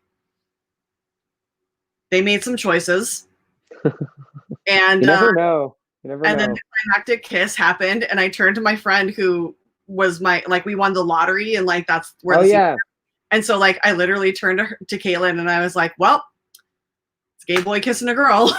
Like, no emotional connection at all for us. We were just like, I mean, we were a little drunk too because Broadway, but like it was. I think I just need to experience it further back and just like, because I didn't even realize that there was a dragon over the set. Oh yeah, Yeah, Like, we were talking, and I saw it when we came back from intermission. I was like, has that been there the whole time? Yeah, my experience with Wicked was good just because I didn't know a ton about it. Like for whatever reason, I hadn't like I knew like what it was about and that it was about Wicked Witch of the West and all that stuff, but like I was not super familiar with it. So a lot of like the ways that it wound up interacting with the original Wizard of Oz and stuff, like I didn't see coming and stuff. So that was kind of fun because I just didn't. I was younger and like I didn't have as much of a conception of like of where it was going. So I think that was fun too. And like a lot of those songs, like I hadn't gotten to the point where I think I'd heard those songs over and over again. So that was cool. See, I remember when the book came out and people were like just losing their minds over it because like I really love those like twists on fairy tales and stuff like that. Like I have a bunch of books here by Valentino that are actually like Disney approved, and they are written from the villain's point of view. So it's cool. Sisters, and then they have The Beast Within. And then Fairest of Them All. And then they did for my regular listeners, you will understand. I mean, you should not be surprised at this, but it's called Part of Your World, and it's the tale of Ursula. Oh, that's cool. She's not a villain. Sorry, I will die on that. I will die. But like I remember when the Book of Wicked came out, and I was so stoked. And then I tried to get through it, and it was like trying to walk through molasses in December. It would tell you like a really good portion of like the story and then like describe the political climate. And I'm like, how she did the flying monkey. Please, dear God, like just get to that point. Yeah, I've never read the Book of Wicked actually. Yeah. I mean, it's really good, but the author also wrote a bunch of other ones in that same vein that are really great. I do love Jeff McPimp asked, sorry. Oh, the Evil Dead musical. Evil Dead musical is fantastic. I love all like the weird like off-Broadway shows. Like I was actually here in LA working on Mary Poppins at the Amundsen when cool. I got a text from a friend of mine who is a music director in New York, and he goes, "Hey, you're in LA. Let me know if you're free this night because I'm MD for Silence the musical." And we're doing the musical? Yeah, like Silence of the Lambs. Oh, yeah. Oh, very cool. Oh my God. I've never seen that. That's cool. The song is it a fun show or are they actually like, is that the idea? Yeah. It is so much fun. Yeah. Oh, good. I was like, is it because it's like one of the actors was one of the guys from like Mad TV. Like I remember him coming out, like there's a tap number with like the ensemble dressed up as lambs. Oh yeah. Do the Silence of the Lambs. There's like the big Act 1 ballad by sung by oh my God, I was just about to say Lester the Molester. I'm like, that's not the right name. Cannibal Lecter. And it's the title of the song is If I Could Smell Her Cunt. And it's like this big it's this big like love ballad, and it's like whoa. So he asked if I wanted to go. I took the night off, and I went to take one of my girlfriends, and she texted me back, and I basically ended up taking her and her then boyfriend, now husband, who's basically my brother. And so I got us 3 tickets, and we're sitting just like, it's in a very tiny theater in LA. I don't even remember where it was, but like we're sitting like 3rd row back. And we are laughing so hard, but you can't laugh loud because like otherwise you miss the lyrics. And we're just slapping each other's thighs. Like both of my thighs were just black the next day, just black and purple. It was like we were crying laughing. It was so good, and it never went anywhere. I hope you can find it on the cast recording on Amazon because it's that would be cool to see. Those are great shows like that where they're so sort of funny that you wind up missing things. You have to go back and listen to get all the different lyrics and stuff like that. They made one for I Know What You Did Last Summer, which was really fun. Oh cool. Yeah, it was here in LA for a few weeks or for a few months actually. And then there was oddly enough, my favorite show in Vegas was called V. And it was a zombie burlesque. Oh, cool. And like they like come out and serve like drinks and stuff, and like the whole story is like, zombies are a part of our world, and they end up in order to feed them and like keep them from eating other people, we like strike an accord with the zombies, and we just start feeding them prisoners.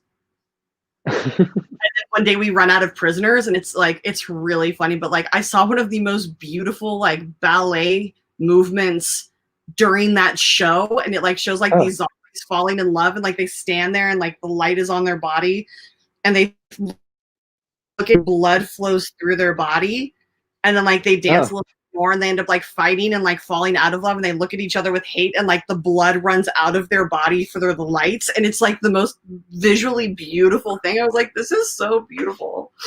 I love that show. It's cool. So fun. A B. Yeah. You're saying it's called B? Yeah, they also have a song called "Just Because You Eat Penis Doesn't Make You Gay," because they're zombies. So there's that. I love that. Cool. Down here in Banff. Nice. Yeah, Banff. Yeah. Of course, right there as well. That's still not enough. I wish we could have seen that third season too. I had some fun stuff planned. They didn't reveal a ton with us too. Hello. Hey. PLD, what's up? My life then husband. Hey man. What's up, man? I don't know if you know, but there's also a Christmas tradition in LA for Die Hard the musical. Oh yeah, I have heard about that. Yeah, which I've never seen.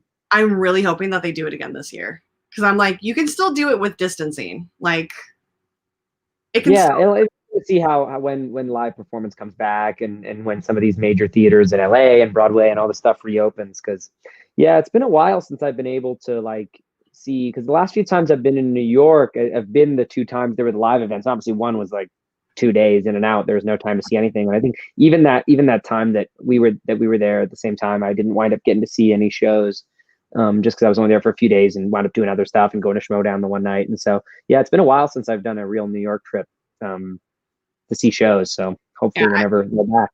I mean, Hugh Jackman's The Music Man is supposed to be opening. Yeah. And I'm like, my birthday's in April, so thank you for that. Is that with Sutton Foster too? Is that what they're doing together? Yeah. Sutton Foster is Madame Library is shoot, what was her name? I literally just watched this. So what would I say? I don't know. I've never actually seen the movie The Music Man. Marion, that's her name. Marion the librarian. Super cute. I mean, how can you not love that movie to begin with? It's like baby Ron Howard. Like, he's so adorable. I didn't know he was in that, actually. He plays Winthrop, and he has like a super thick lisp, and it's the cutest thing ever. You're like, oh, you're adorable. It's awesome. I was watching some of Ron Howard's masterclass. You know how that masterclass thing where people teach. I was watching. So I need to go back to it. I just started it, but him teaching directing, pretty interesting. Oh, I mean, I think a conversation with him or just listening to him speak, which is completely fascinating. Because that he has literally been in the industry his entire life. Yeah, like, I think he did commercials before he actually has memories. Probably. Yeah. Is there a show that you haven't seen that you're like dying to see? Ooh, I'm trying to think. I think I've been lucky to see a lot of the stuff that I did want to see. I'm trying to think if there's anything good that I've never seen live though, like that I've never seen. I would love to one day see Cabaret live. I've never really like seen like a full production of Cabaret. That would be cool. I would love to have seen that one that they did with that when they made it look like a couple years ago, and they made it look like a cabaret club. Do you remember that when Michelle Williams was doing it and Emma Stone was doing it and Alan Cumming, and they made the theater look like it was actually, I think that would have been cool. There's so many, but yeah, Cabaret is one it would be cool to see that.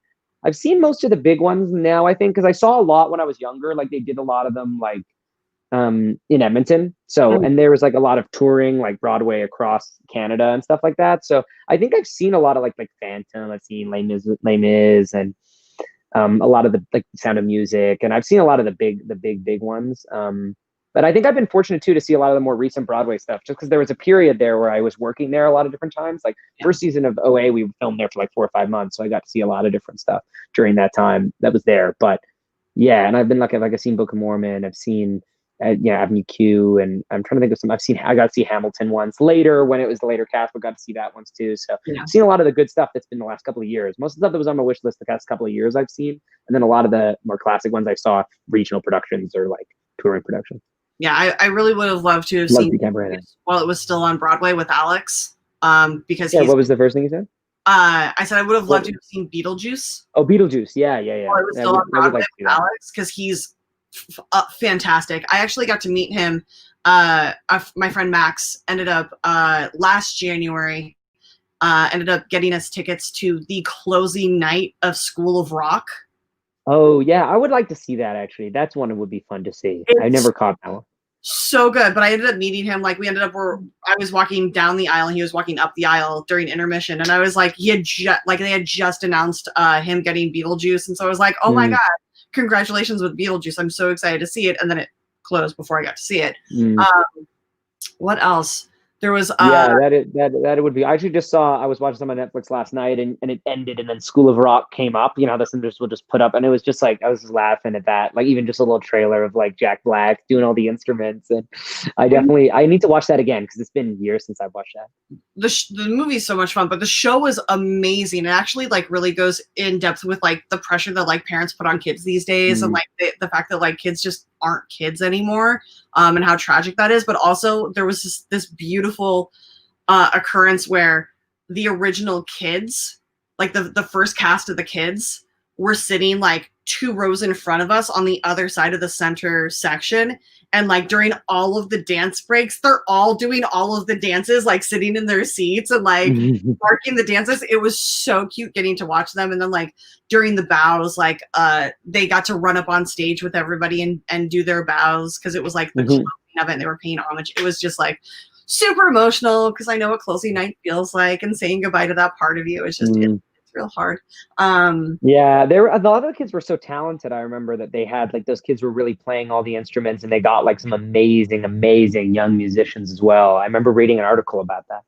Yeah, they were 100% worthwhile. Like it's one of those like keep your eye on every single one of these kids because they're going places. Dear Evan Hansen too was great. I just remember that was one I saw. I was lucky to see it last, which was great. Yeah, I've heard a lot of controversy around it, but I do love Reefer. Musical. Oh no. Just the fact that like it, you know, the storyline and just there's a weird take on it, with the whole like suicide aspect of it, and I don't know. I haven't listened to the cast recording because I don't like to listen to the cast recording before I go see a show. Yeah, well, I'm sure the show will be around, and Ben Platt was really great in it. That's kind of the big takeaway. That was just he really did live up to the hype when I saw it. Well, they are doing a live adaptation. I don't know if it's a live adaptation or a movie. I think it is. Well, it is going to be a real movie. Yeah, they are doing a movie of it. Yeah, it's the musical. I think it's the musical too. I think it's like the. Well, yeah, I'm hoping to see that, but what I'm really hoping that doesn't get pushed back that I can actually see is West Side Story. That's the movie or the new stage version or the new. There's I think there's what the Spielberg movie. Oh, the Spielberg movie. Yeah. Because like half the Jets and half the Sharks were actually on tour with me on American in Paris. So like every now and then I'd like text my friends and they'll be like, okay, I gotta go. Like we're getting called to set, and I'm like, I want to be in New York now. I'm like, if I stop by, can you make me a PA? They're like, yeah, for sure. And I'm like, I'm stuck in California.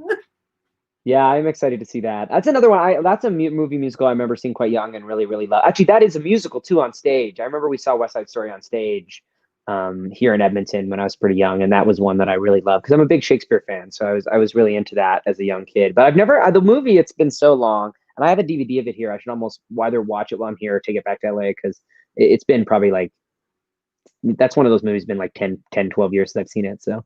Oh yeah. I remember one really long drive on Beauty and the Beast. The guy who was playing Maurice played Officer Kripke for like forever on Broadway. And he was just like sick of it. So like on really long drives, we would have somebody we'd put all the names in the hat, like draw a name, and they would get to pick a movie for us to watch. And as long as it was like we had it on hand, we would watch it. And so somebody he really pissed somebody off one day, and they put on West Side Story, and he was so livid. He's over it. He didn't talk to them for like 3 days. It was hilarious.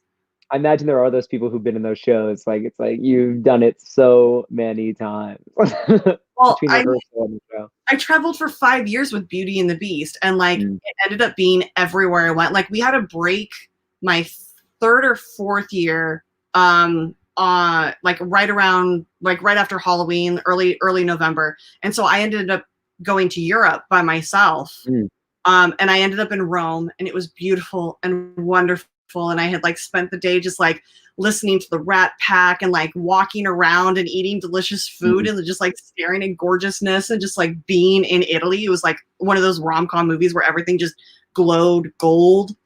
And I sat down for this really wonderful dinner, and I had like my Ava Gardner biography book I was reading and this beautiful glass of wine, and there's a guy at the piano, and all of a sudden I hear da da da da da. Yeah, right.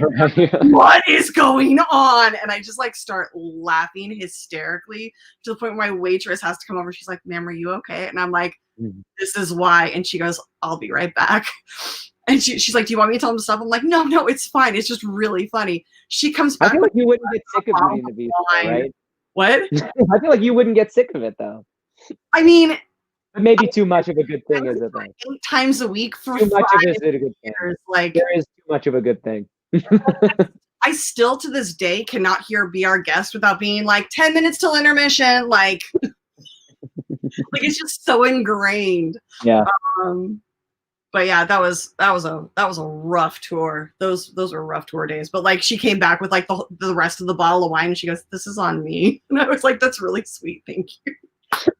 Did you go all over America with it, or did you go other places? Like, did you go up to Canada at all with it, or? Well, the tour went to Canada because merchandise is like a very ridiculous logistical thing between the U.S. and Canada.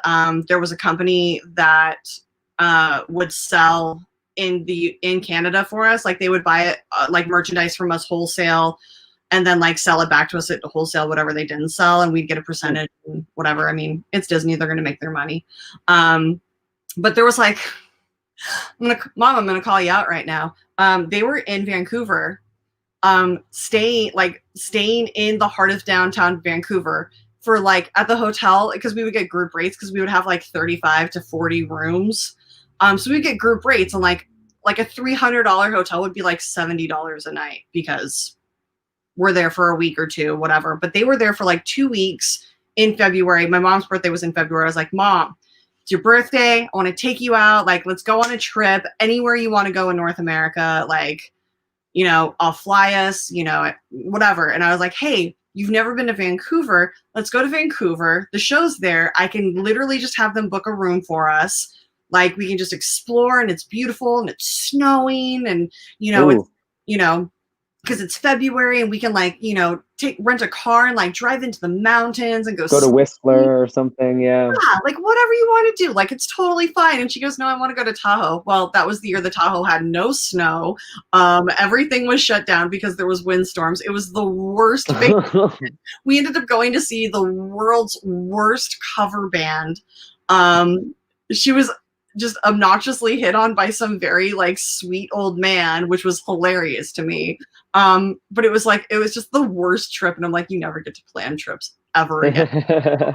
I could have taken you to Vancouver. We could have had a really great stay. But no, I went, I did hijack their week into Montreal.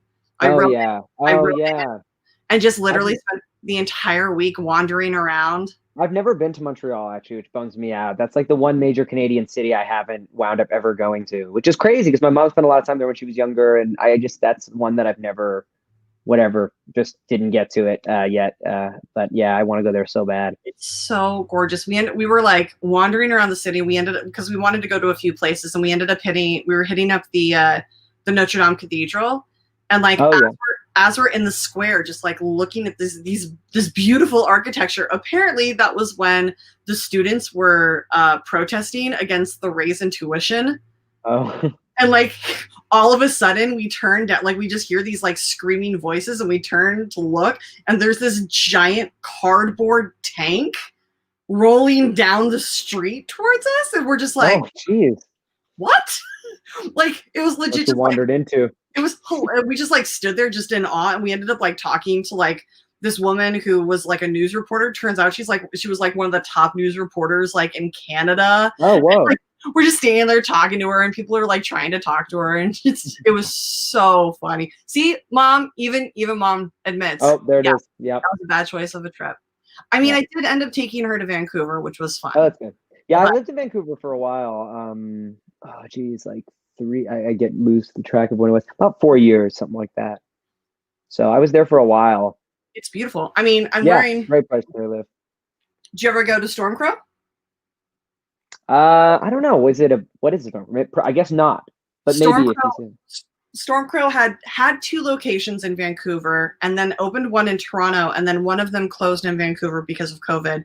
But it's like the nerdiest restaurant you can ever go to. Like everything is themed. Oh, I've been to the Toronto one. Yeah. Is it like the bar where they have all the different? It's very large. It's a big house. It looks like kind of like a haunted house in Toronto. Is that because I think I went to that? Yeah. There's like board games, and like you can pay like $5 to roll a 20-sided die, and whatever number it lands on corresponds to the shot that you get. Oh, wow. If you get like a number 20, then it's like the world's worst shot with like Tabasco and whatever, but you get to keep the shot glass, and I've got 3 of them. Oh yeah, I've been there. I've been to that one in Toronto, I think. I've been to that one in Toronto, but I didn't know this was Vancouver. How long has it been in Vancouver though? It started more recent? It's definitely been there for at least like 5 or 6 years. Oh, okay. Well, that's about when I left though. That's fair. I moved away in 2014, so that might be why I have never heard of it in Vancouver. But I actually have been to that. I forgot what it's called, but I've been to that in Toronto. It's one of my favorite places. It's the same one. In Canada. I'm like, every time I go to Vancouver, I don't care how long I'm there. I literally took a 24-hour trip to Vancouver because we were flying. We had an early loadout from Orange County, from Costa Mesa. And then we were in Seattle, so we had like a full day off in Seattle. And I'm like, well, screw this. I'm just going to fly to Vancouver, stay with my friend, hang out that entire next day, and then take like a 6 a.m. train from Vancouver down to Seattle, which is one of the most beautiful train rides. If you've never done it. I've never done that. We've driven to Seattle a couple of times, but I've done the train. I'm trying to think of the best. I've done the train actually just in California. Like I've done the San Diego to LA one, which is actually really nice as well. Which is like, I don't know how long it is, maybe 3-4 hours. It's really nice. Yeah, it's about 3. Maybe. Is it 3 or 4? Yeah. It's been a couple years ago that I went. Yeah, it's fun. I want to do it again, like sometime, just because it's Union Station. You just can go up, and I have some family in San Diego. So yeah, I should go or do it again. Or even just go down for the day. Yeah, well, that's what I mean. I just want to take the train and just, I know. There was a couple of buddies of mine. We were talking about doing a trip to San Diego at one point for the weekend for fun, but we didn't do it. And it was with our buddy who was moving away, so we were going to do it, but we didn't want to do it. Yeah, I mean, with COVID and everything, I was like, well, literally, what else do I have to do? I can either drive or I can take the train. Like, just go down. One of my favorite restaurants is down there, and just literally drive down and like grab some food, hang out on the beach, eat it, grab something for dinner, and hop back on the train and come up. It's fine. Like, yeah, that's what's fun about being in New York. You can do a lot of those things. Like I've taken the train out to the Mets Stadium, like the stadium there with the Mets and Citi Field, right? I'm not misremembering that. So that, and I've done that a couple times. I've never gone all the way up to Coney though. I've never done the Coney Island train ride, because I always see that's where the train ends. I always think, but I always get up earlier. It always weirds me out, like riding a train to the very end, because I'm like, you're coming back to get me, right? Like service doesn't stop at this point, like at some point, right? Like, well, that's what's scary. I mean, when you're going out for the baseball game, like we were, obviously the train doesn't get less and less people because everyone's going to the game. But there's times, right, where you're taking the train to the end of the line. It's like a movie scene, right? It's like people leave, and before you know it, you're like one of the only people on the train. I mean, that kind of happened when I was 18. My best girlfriend and I at the time flew out from California to New Jersey. And we went to Bamboozle Fest out in New Jersey, and it's like in the worst part of that. What I don't know what that is. Is it like a booze fest? Is it emphasis on the booze? Like, is it like a beer drinking festival or no? No, it's just like a punk rock fest. It's just cool. Like 3 days, and like the first day happened to be my 19th birthday, and it was like all of our favorite bands, and we were like, of course we're gonna go. That sounds amazing. But the hotel that her mom booked for us was like a 2-hour train ride away. And so like we had to wake up from the festival. We had to wake up super early in the morning to catch this train, and then like sleep on the train, get there, and then walk like 2 miles from the station to the venue. And the first night we were there, we were hanging out with friends who were performing, and we ended up missing the last train and had to take like an $85 cab ride back. I ended up leaving my cell phone in the cab. Like, it was just like, it was like one of those like movies that like, this is what happens when you try to be an adult at 18 or 19. Like, shit just goes wrong left and right. Maybe you almost have like a way you can clip your phone or something, or like one of those, like some kind of case that's like so easily attachable to your waist or something that carries. I've started actually right before Corona, I started wearing like a fanny, like basically like a fanny pack as like a bag, like a cross, because it's just so much more convenient than, you know, just stuffing everything in my pockets or, you know. Well, yeah, you pursed it up. I did. Well, it's funny because like for the long time I never, because that's right. I mean, that's why we got to get the man purse more popular, because it's like women always have it all. It's right there in the purse, you know, it needs to become more, you know, metrosexual. Well, to be fair, like we have to carry a purse because we don't have pockets in like. Right. Oh, I guess wearing a dress and stuff like that. Yeah, that's right. Like legit. I guess that's probably why the purse was popularized. I mean, it's probably why it was created. They were like, how else can we take money out of women's pockets? Like, let's make them buy something because we took something away from them. Like it's one of the most universal things. Like, you will never see a happier look on a woman's face than when she realizes that the dress that she loves and fits and looks gorgeous on her has pockets. Like I was in Greece. Visiting the international tour of Beauty and the Beast, just hanging out during a break. And me and my friends were walking around Greece, and this woman just like had this gorgeous dress on. It was so cute. It was like made for her. And I just like, because I don't speak Greek, I just kind of like, you know, I was like, your dress is so pretty. And she goes, and like shoves her hands in the pockets and like spun around. I'm like, without even speaking verbally to each other, like we both understand the most important part about this dress. For the pockets. It has pockets. I know. Yeah, I've been wearing. Like I said, I usually wear it over like a. I don't even know what you call that but I, you know, I wear it like as a sash, like almost like a sash. So, oh yes, there we go. Yeah, no, it's great. It's perfect because I do a lot of walking too, and I'll take the subway sometimes in LA too, and so it's like it's just perfect because you're on the go and you don't have your car. It's like you just put it all in there. Well, I was watching, and you never lose anything. Yeah, I was watching some comedian. He was talking about how angry he was that like skinny jeans became a thing for guys because like he misses being able to carry things in his cargo pants. And I was just like, oh, so you're experiencing everything that we experience. Awesome. And then he's like, yeah, you wanted equality, women. I'm like, no, we just want pockets. Like, That's right. Like, I'm okay with making 80 cents to your dollar if I have pockets in all of my clothes. Like, that sounds okay. I'll make that sacrifice. But you have traveled a lot for your work. Like, you know, you've shot in like some really fantastic places. I just watched Color Out of Space, which is wow. Yeah. First of all, the movie is beautifully made. Like, that is a gorgeous looking movie. Terrifying.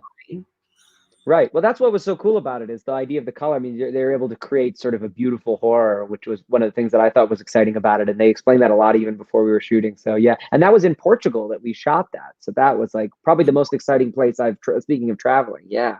I was literally that's probably the most amazing place I've been lucky enough to go, just because it was so beautiful. And we were also not in Lisbon. We were in like a smaller town that had a lot of, called Sintra, that had a lot of like old castles, like probably like 4 or 5 old castles. And so it was amazing. Yeah, that was like a dream. Like, I was literally going to ask you like where in Squamish that got shot. It actually, you know what, it does have those kind of that amazing Vancouver green and like that you see in movies shot there. But no, that was cool. They had a tax incentive there in Portugal, and they found an old house. And actually, for people who've seen it, like the house obviously is real, but the whole structure of the house, if you see it, it's like there's like a grassy hill that like leads up to it, and there's like a well and different things connecting it to a barn. And actually, that was totally a thing they built. Wow. It was actually like the house was on like a very steep drop, and then there was this other kind of barn, and so they made essentially like it would like kind of creak a little bit when you walked on it, because it was like a fully enforced, whatever fake basically a fake grassy hill. That's terrifying. Yeah, well, it was. I mean, it was very, very safe, but it was bizarre. And like, I never saw it. Like, it would be actually kind of funny to go back to that spot and look, because by the time I got there, they'd already built it. So it'd be interesting to see what it looked like before, because it's like totally not a real. It looked to the eye like it was a real hill and everything, but then you'd step on it and you'd be like, You're like, why is this trampoline? Yeah, it would be like a little trampoline. It felt a bit like those like those rec centers, like the trampoline park centers where you go and hop around all the trampolines. It had just that little feel of like, why is this like those dance floors that have like the big floor, like the Give? That sounds amazing. Yeah. Oh, what was it like making that movie? Because like, first of all, that cast is amazing. Everybody involved in that movie was just like so perfectly cast. But like, it was cool. You got to work with Nick Cage. Like, yeah, I mean, that was awesome. I mean, that was definitely, I mean, like, that was just, and he is a really nice guy and very, fun to work with. And he's just very, he really has that aura to him, like he has that, he really is like a really charismatic, sort of captivating guy, like in that way. He's not like one of these people where like, he's sort of this screen presence, but then you meet him and he's like super like low key or like sort of like withdrawn. Like he's a really engaging, exciting, interesting guy. So yeah, no, that was great. And Jolie Richardson, actually the young woman who plays my sister is actually a friend of mine from Vancouver from before. So I actually knew her, Madeline Arthur. So yeah, so that was actually really fun because like I knew her before. And so that's always exciting. Yeah, but no, it was great. And like I said, we were in this little town. So, it was just, you'd just get up in the morning and walk to this local coffee shop and get yogurt. And I think they were confused because I think what was cool about this town, Sintra, is that it's not really a place where people stay for long periods of time. As people live there, but it's not like it's a tourist town. It's a bit like Whistler actually, in that like you would or even Banff, where maybe not Banff because people stay longer, but Sintra is usually like a day trip or an overnight trip because you see like the 4 or 5 different castles and then you leave. yeah, or don't even, because it's not that far from Lisbon. It's maybe like an hour train ride or something. So it's fun because you wake up and at noon the town would become flooded with people, and then by 6 p.m. or it was back to being kind of quiet. And but I think the people at the local shops the first couple of weeks were like, who are these like people who are coming in why are they here like all the time? Like you could see like when you come in like 6-7 days in a row or a couple of weeks, because I was there for like 6 weeks, I think. And so there was definitely time where they were like, eventually they're like, who are these people? Like, what are they doing here? You're like, who are you related to? Who are you visiting? Yeah, like, why are these people here? But it was fun because it was small. So you'd run into people walking through, you'd run into like one of the other actors or the producers, or, because it was such a small little town where we were. It wasn't a small town, but the area where we were so small. So you'd just be walking, you'd be like, yay. And that's always super fun. That's awesome. And like, how long was the shoot? Was it like 2 weeks, 3 weeks? About 6 weeks, I think. I think it was 6 weeks. Yeah, it was a good run. Actually. It was fun. And both my parents got to come over at different times, which was fun too. So that was cool. Did you pick up a little Portuguese while you were there? Did I what? Sorry. Did you pick up a little Portuguese? Oh, a little bit. Probably not as much as I wish, but a little bit. I mean, obrigado is thank you. And so, things like that. The basic stuff. Yeah, I don't have a tongue to speak languages, but I can understand most because I can break them down a little bit. So I would be like, okay, speak very slowly, and I can understand like every third word, and then just assume what you're saying. But Portugal's so beautiful, like that just is amazing. And then where else? Like where was your favorite place to like go for a shoot? There's a lot of different places. I could go through a bunch. A lot of places in America. It's cool growing up in Canada. I'd say I've seen a lot of like America through working on different things. I had OA season 2. We shot for a whole month in Portland, which was really, really cool. And we did a lot of like, it wasn't supposed to be Portland. It was supposed to be kind of like a road trip from like middle of the country to like the California coast. So we went to a lot of different areas within Oregon and stuff. So we went to like the desert area of Oregon, and then we went to the Pacific City, which is on the coast. So that whole like month was amazing because Portland's a really cool city to walk around. It's got a really great vibe and atmosphere, but then we also saw a lot of the state. And actually my dad, the original Shining Hotel is there. Really? Yeah, the exterior. So the okay. inside is obviously, I think, a set anyway, and is also based on a different hotel, I think. But the exterior, like that shot of the overlook, like in the snow, and is this place. Oh gosh, I wish I could remember what it's called, Timberline Lodge or something like that. Or I might be wrong, I might be confusing it, but it's a ski lodge in Portland, like maybe like an hour and a half from Portland.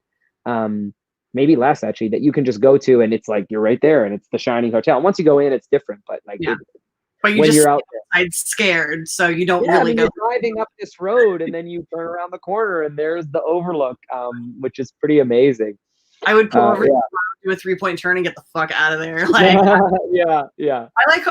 I'm warming up to horror movies, but I also like have watched every single episode of Supernatural, and I've learned not to poke the bear unless you have iron and salt, and I don't carry either of those with me. So, like all of those movies where it's like somebody's like, "Hey, let's look," like even when I was a kid and like watching Hocus Pocus, and he's like, "Let's light the candle." I'm like, "Let's not, you douche! Like, don't be that guy. Like, why are you doing this? You're not cool. You're being an ass." Like, like I've always been that kid. I'm like, I don't want to do it.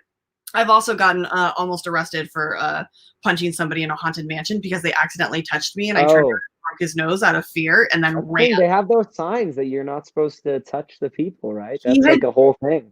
He had tripped.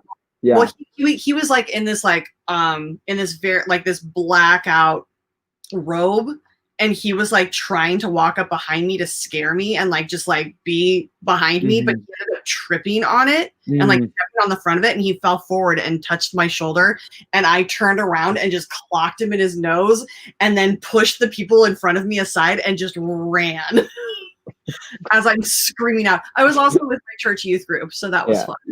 That's like Halloween Horror Nights. They get really close, and it's scary. Like you just turn around and someone's like this. They know they're good about it. Like they find a way to like get as close to you as possible, and they're like, it's very, very unnerving. At the Six Flags Magic Mountain here in LA, they would do the same like Halloween Horror Nights. Oh yeah, I've been to the Six Flags thing, but I can't remember what it's called. Yeah, it was whatever it was. Flight Night or something like that. Yeah. Something when I first lived down here in my early 20s, my roommates and I would go because they loved watching me be scared because they were assholes. But the best thing happened the first year is one of the actors saw how much, like, because everybody has that thing, like everybody is scared of something. Like there's always something that unnerves someone. And so this one guy, this one character unnerved my roommate Craig to the point where he would literally run away from him.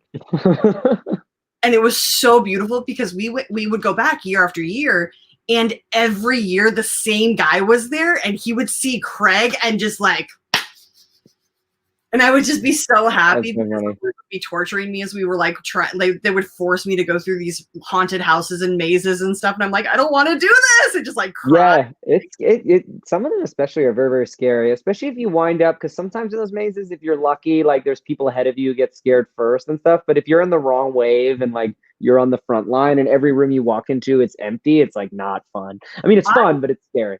I always got pushed to the front. But I remember the year that I punched this poor kid in the nose and broke it. There was this couple in front of us in the group. They were the last people in the group in front of us, and like it just was a really big group, and they like had stretched out so much that like our group caught up with theirs, and I got like something popped out of the wall like in front of me, and I screamed and just grabbed the back of this guy's coat and buried my face in his back, and I was like, just keep walking, just keep walking.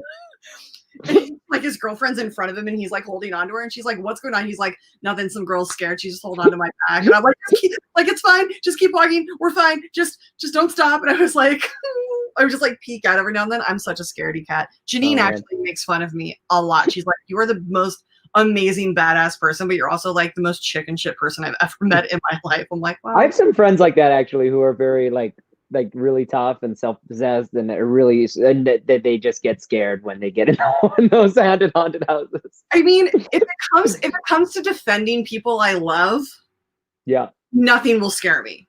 But if something is coming after me, I'm like, nope.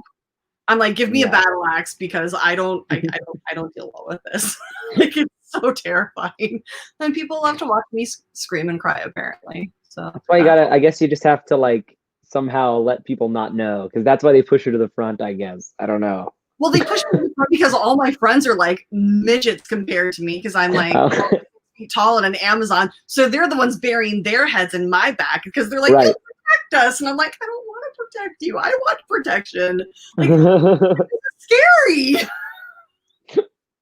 But now, you know, because of Schmoedown, I've actually started watching all like the scary movies and stuff because like Right. horror and thrillers are a slice, and you know, Yeah. I'm like very slowly working my way through like the movies that are on Shudder and Oh yeah. all that stuff. And like I watched the Void the other day. Hmm. That was very weird. There was a lot. There was a lot of weirdness in that one. Like I'm okay with like ghosts and werewolves and stuff, but once it gets to like body con and like just gore for gore's sake, Oh yeah. like I'm out. Like I almost checked out of Color Out of Space. Like when I saw There's some stuff there where it gets, yeah. It's funny. I remember reading it for the first time too. It's like when I was auditioning, it's like there's a certain point where you're just like, oh, whoa, like it's going to another level. yeah. Which is Now, fun. do you That's prefer good. for you as a viewer? Do you prefer that kind of like ethereal horror to like say The Guest, which is more of like a thriller action? I guess I like both. I mean, I guess I've always liked, if I'm gonna like a horror thriller, I do like, if I have to choose, it's close, but I do like some of the more like, yeah, like I like more the more actiony ones, maybe a little bit more. Like I like crime movies a lot, like stuff where it's like, you know, serial killers or you know, mob movies and things like that, or just like horror, the slasher things more maybe than like the mystical creatures, whether it's like the werewolves or like the, you know, zombies or something like that. But it's, I mean, for me, it's one of those things where it's like all of those, like there's movies that have succeeded in all those genres, so it's really just like it's so much about the quality of the movie, you know. I feel like that happens when people ask, like, you know, that's like, what you know, what do you want to be in, a comedy or a drama? It's like, it's more like about just something good. Like I do any genre if it's really good, something color that I love, or The Guest. Like it's so much about like the quality of the just the individual thing. I feel like when I think about favorite films I have, it's like very eclectic. Like there's no like through lines to the types of genres, because it's like it's just there's certain ones that hit perfect, you know. Yeah, and Even if you don't like all that genre, it's like once it hits, it might hit all time well, you know. Yeah, like I love how the mixing of genres is happening a lot right now. Like they're doing it so well, like with Happy Death Day, with like, you know, the psycho killer meets time travel. And then today I saw an ad for what was it? It's the new Vince Vaughn movie. Oh, the Freaky Friday, the sort of horror. Yeah, that's a cool idea. Oh my god, with Catherine Newton. Oh, first of all, that's she's a cool fantastic. idea. I wish I when I was thinking about that when I saw the trailer too, and I was like, man, it's fun to take something that was used in sort of like a comedic high concept and like do that in a horror. Like I trying to think if that's ever been done before in that way. It's like, it's pretty clever. Well, I mean, that's what kind of Happy Death Day did, was sort of do the Groundhog Day in a horror, but like that definitely taking the actual like idea like of Freaky Friday and calling it that was so cool. I'm like excited for that just because it's so interesting. Yeah, and I think most of my favorite like horror movies are in that vein. Like Tucker versus Dale and Duck. Oh yeah, Tucker and Dale versus Evil is like one of my favorite all-time movies. Like that is awesome. Forever and ever. Cabin in the Woods, like anything that has horror and like mixes horror and comedy in a way that's not just like tongue-in-cheek, like super over-the-top cheesy. I think those were both shot in Vancouver too. Yeah, I think like both of those were. Yeah, going back to Vancouver. Yeah, my heart lives in woods, Canada. Vancouver woods. That's the thing. It's like that woods is so amazing. Like with those tall trees. Like I know, having walked around there and shot a couple things there, it's like it's amazing. Like the woods there. I think they have all the Twilight things there too, and like it's so beautiful there. They have so many, so versatile too. Yeah, my friend that I stay with when I'm there, she lives about 20 minutes south of downtown Vancouver. She literally lives like within 4 blocks of where they shot the exteriors for like Once Upon a Time.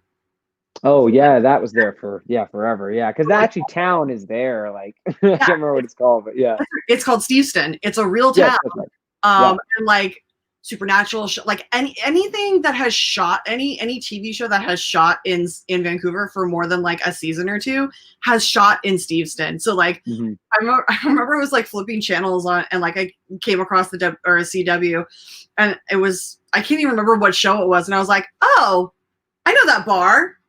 Right. Like that's my bar when I go to Steveston. Like it's just that like we were walking through town one day and we were like there was just they were shooting Once Upon a Time and there was just a ton of people walking around like dressed as pirates and we were playing extra or fan. So we had to like guess like if they were extra or fan. Oh, okay. There we go. I hear you cut out for a second. Yeah. That's funny. Yeah. But probably plenty trying to sneak in on set if fans just sort of like follow with the. Well, I mean, I always look like I don't want to be where I am. Like when someone's working, I also like I find movie sets and TV sets so incredibly interesting because like it makes me feel at home because it makes me feel like I'm back on tour. It's just like everybody has a job, everybody's working their ass off. There's 1,000 moving parts, and if one stops, everything breaks down. So I love that like team aspect of like shooting on movies and TV shows and stuff like that. Like when like I met Kevin Smith in Vancouver when he was shooting Supergirl. Right, yeah, because he did a lot of those episodes, yeah.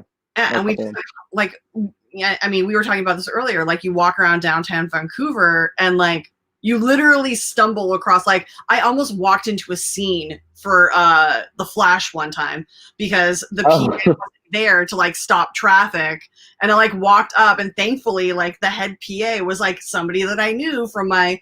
Like from, 2 years ago from going on to a Supernatural shoot day. And she was like, oh, hey, how you doing? I'm like, I'm good. She's like, oh, where's the PA? And I'm like, oh, am I not supposed to be here? She's like, no. I'm like, okay, I'll stand there until she comes. She goes, oh my God, thank you. Like, I remember that happened to me in New York once with, there was like some show that they were shooting at the same time because we near the studio where OA was with Jim Sturgis from Across the Universe and other things. And it was just weird because they were filming on the side of the road, and for whatever reason they didn't really walk off the street that much. So I was just walking home to where I was staying, and I'm like looking across the street. I'm like, hey, it's Jim Sturgis and a couple set chairs. Hey, crazy! Like it's like literally right across the street. It was like, oh, crazy. And I just kind of kept walking. I remember actually once really weird. I was filming something in New York, and I was in the car, and so they'd hooked the they did the whole thing with the car, with the camera up to the car, and we were driving, and then they were in the follow behind watching on the monitors and stuff. I'm just driving along in the scene, and I look out and I see Ben Foster walking down the street with a Laura Prepon from That 70s Show, I guess his wife. Yeah. And they were just like, they were at like the local farmer's market because we were driving around Brooklyn or whatever. And it was just so weird to be like acting in a scene and look out and be like, oh, hey, Ben Foster, crazy. Like he was just walking through. Yeah. In the back of the scene? No, I get he was guy outside the window, I guess. I mean, like it was like 5 seconds, but it was just enough that I was just like, oh, shit. I love you and even Stevens. Yeah, I was walking. I had the night off in. I was on tour, and we had to stop in New York at the Sony PlayStation Arena, and like because it was a venue event, I had the night off. So like I went out drinking with like some of my friends, and I was like walking back to the theater. Like we're towards the end of the show was supposed to be ending, and I'm walking past the theater, and Zach Braff was in Bulls Over Broadway. Yeah, I remember that. Yeah, as I'm walking towards my theater, he's coming out of the stage door and like around the car, and like we're kind of like walking parallel, and there's like a crowd of what I can only imagine are Scrub fans. Right. Oh yeah. And these girls were just like screaming, and he just like walks around the car, and he's like on his phone. He looks up, and we like make eye contact at the same moment, and I'm like, fans, am I right? And he just started laughing. I was like, have a good night. And he got in his car, and I just kept walking. I was like, that's why I fucking love New York. Like nobody like takes it too seriously. Yeah, it's cool. I remember there was a time when I was in London, like a long time. I have a great uncle that lives there, and we did this thing where me and my brother were walking around with him, and we had a similar thing. We're just walking around the West End, and Rowan Atkinson was in Oliver at the time, and we're just like walking around. Then all of a sudden we look over, and like right to our left, he was there signing autographs. And then my uncle was like, "You should go get an autograph." Like we didn't even see the show. So he just went up and he like signed something. I think we picked a Playboy up from the ground. Like I think it was like right outside. We're like, "Hey," and we're like, "Hey, we got to sign. We didn't see the show, but we have to sign Rowan Atkinson Oliver Playboy." I always feel weird because I work in the industry that like it always feels a little weird to me to like stage door it. Mm-hmm. I'm like, it's like it just feels weird. Like even if I don't know anybody in the show or like nobody I know is around, like I went to go see Company in London. Oh yeah. And it was the gender swap. So Bobby was a girl and Who was in it? I can't remember the girl who plays Bobby, but Patti LaBelle was in it. Oh, River, yeah. And like I got front row seats and like I was just like crying out of happiness the entire time. I was also turning 35 in like 2 months after that. So like it really hit emotionally. I'm like, I'm dying on the inside. It's fine. This show is my life. And then like afterwards, like Patty like came out to the stage door and she was so lovely and she would sign autographs, but like she's like, you know, didn't want to take pictures. And then like, you know, because she had to go back in and get ready and stuff. But like all the other actors were coming out and everything and they're like signing the playbills or whatever. And one of the guys was like, you were sitting in the front row. And I was like, yeah. He was like, you were living your life tonight. I'm like, you have no idea. I'm like, it's just, I was like, yeah, I work in the industry, like over in the US. And he's like, oh, we like literally had like a 20-minute chat. We met for coffee the next day. Like he was so sweet. But it was just one of those things that I was like, I got to meet Patti LaBelle. Like, I love her so much. She's so tiny. She also reminds me of my grandmother, which was weird. They like look very similar, or they looked still. If you guys have any questions, send in a Streamlab. I mean, this is like literally just us chilling. Maybe like another like what, 20 minutes, half hour, let you go. Oh, we do have a donation. Yeah, let's do another 20, yeah. Yeah, I can do another 20, yeah, because actually that'll take me to 10 o'clock where I'm at, so that'd be great. That'll be your bedtime. It's fine. I don't have my bedtime. It gives me time to do a couple things around the house. Yeah. I'm still gonna be up for another like 8 hours because just doesn't understand what sleep is anymore. Like I'll go like 3 days without sleep and then sleep for 2. It's fine. But Robert Adams sent in a donation. Says, "Hey Rachel and Brennan, left Brennan in Color Out of Space. We need Brendan on the Schmoedown replay." Sure. So Robert just spent money to invite you to go on his show. No, I know the show. Sure. Yeah. It's good marketing money. I'm on. Tweet at me. We'll set it up. Yeah, you can write that off. Right. It's good. That movie was.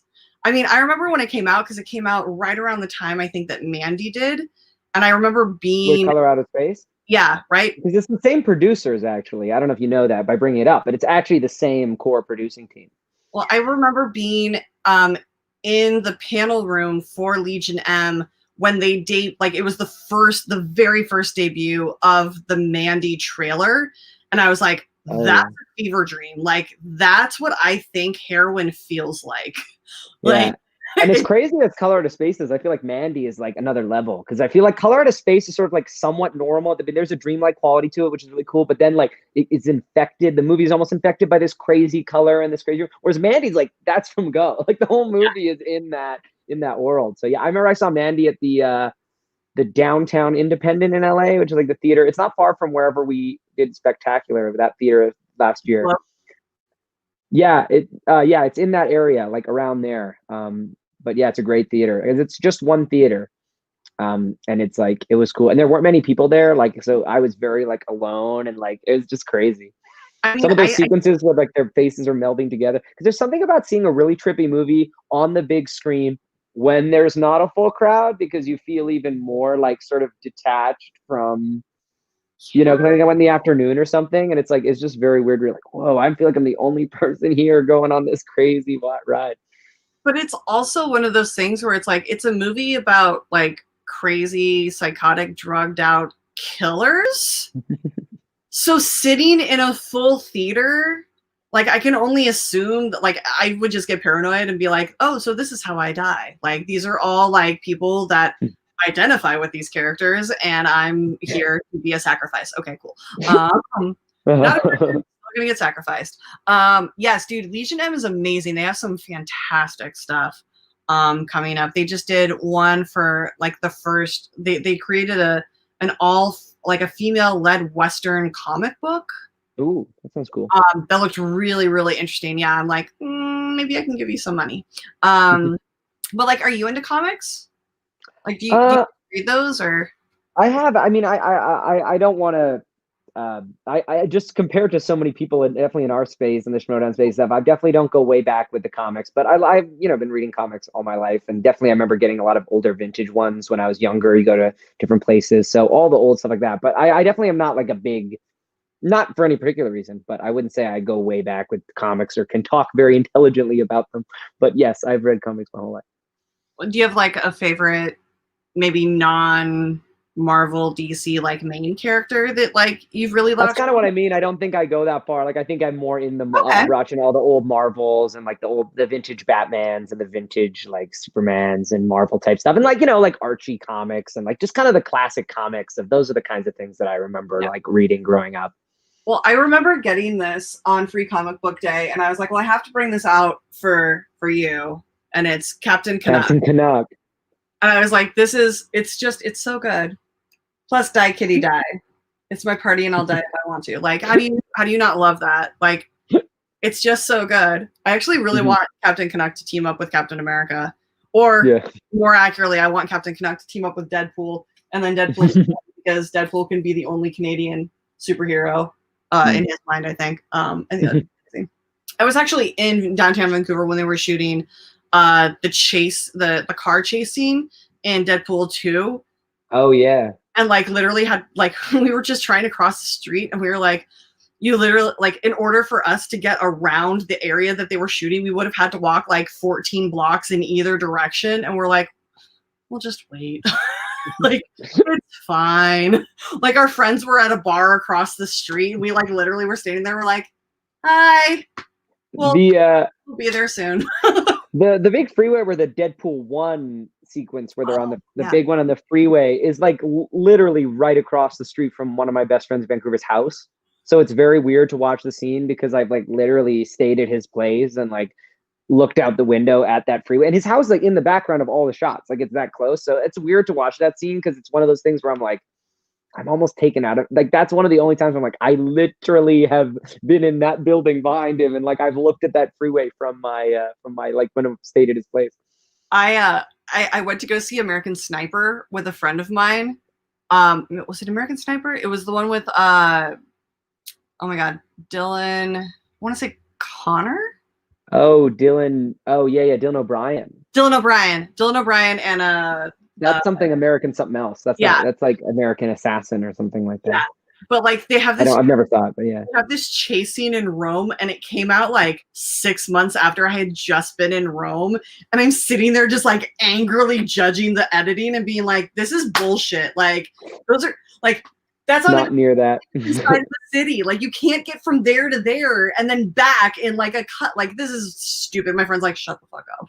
Like, I remember it was. I feel like there was a movie I just watched recently, the same thing, where I was just like, that is not around the corner from that, but that's cool. I can't remember what it was though. Or like when they show, like when movies get shot in LA and they're like, oh yeah, I'll be there in 10 minutes. I'm like, what are you, like a block away? Like, no, you're not gonna be there in 10 minutes. You'll Nothing be there is 10 minutes away in LA unless it's like midnight. Even then, what night? It's like if it's a Thursday, maybe. If it's a Friday, no. Although it is really sad that like, the traffic is starting to come back apparently, and I'm like, why? The crazy thing about LA is that everything is actually not that far away physically. Like it really is the traffic. Like if there's no traffic, it takes no time at all to get to Santa Monica from Hollywood. And like it's like, if there was no traffic, like it's not like things are actually, people say, oh, LA is so spread out, and it's like, no, just because of traffic. Like it's not really, everything's not really that far away from each other. Like yeah. I can get, because I live in Glendale and I literally drove to Pasadena and that's 7 miles and it took me 12 minutes today.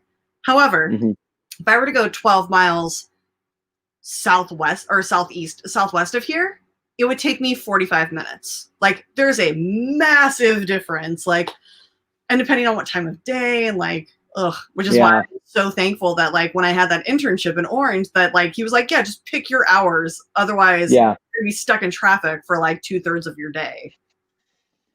I definitely, it was one of those things where I had never lived in LA before when I lived in Irvine. And so I didn't really realize, you know what I mean? It's like one of those things where like it was a hassle, but it wasn't like I didn't know anything else. And then after like 2 months of living in the city, I was like, oh man, like I'm actually living in LA now. I'm not like, I mean, I was before, but you know what I mean? I was like, oh my God, this is so much easier that I can like do things more casually and like actually plan to do something half hour ahead of time. That was the thing about living in Irvine that was tough, is that if I wanted to see friends or do something, you always had to like make a plan or do it. There was no like, hey, it's, it's 8 o'clock. You want to go see a movie in half an hour? Or it's just, I was never near anybody. You're like, oh, so I was with my family, which was fun, but it's fun now, to be a little more connected to my friends there to there.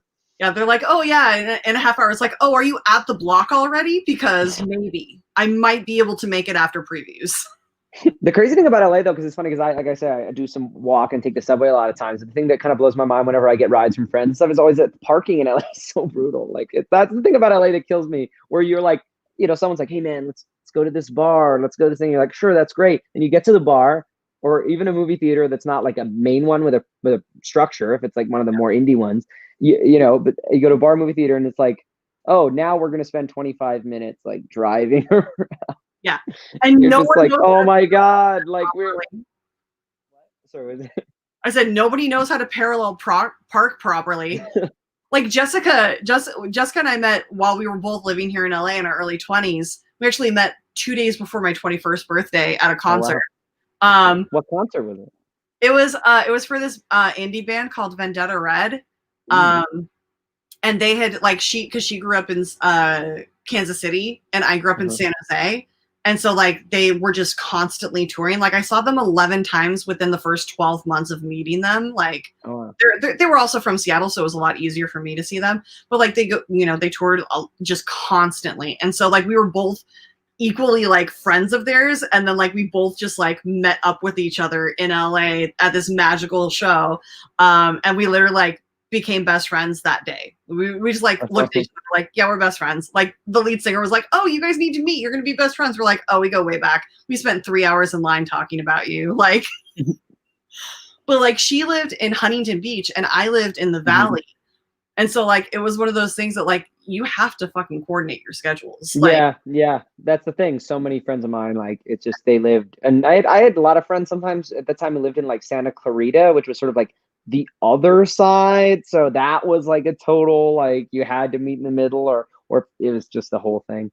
Yeah. Well, she actually used to drive up and like spend the weekend like up in the Valley. And she would call me when she like was at the apartment, because I would run down and hop in the car and drive it, because she didn't know how to parallel park, because parking was such a hassle in that neighborhood. It was awful.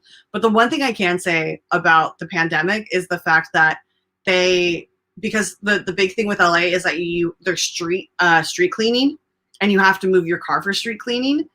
But because of the pandemic, they don't make you do that anymore.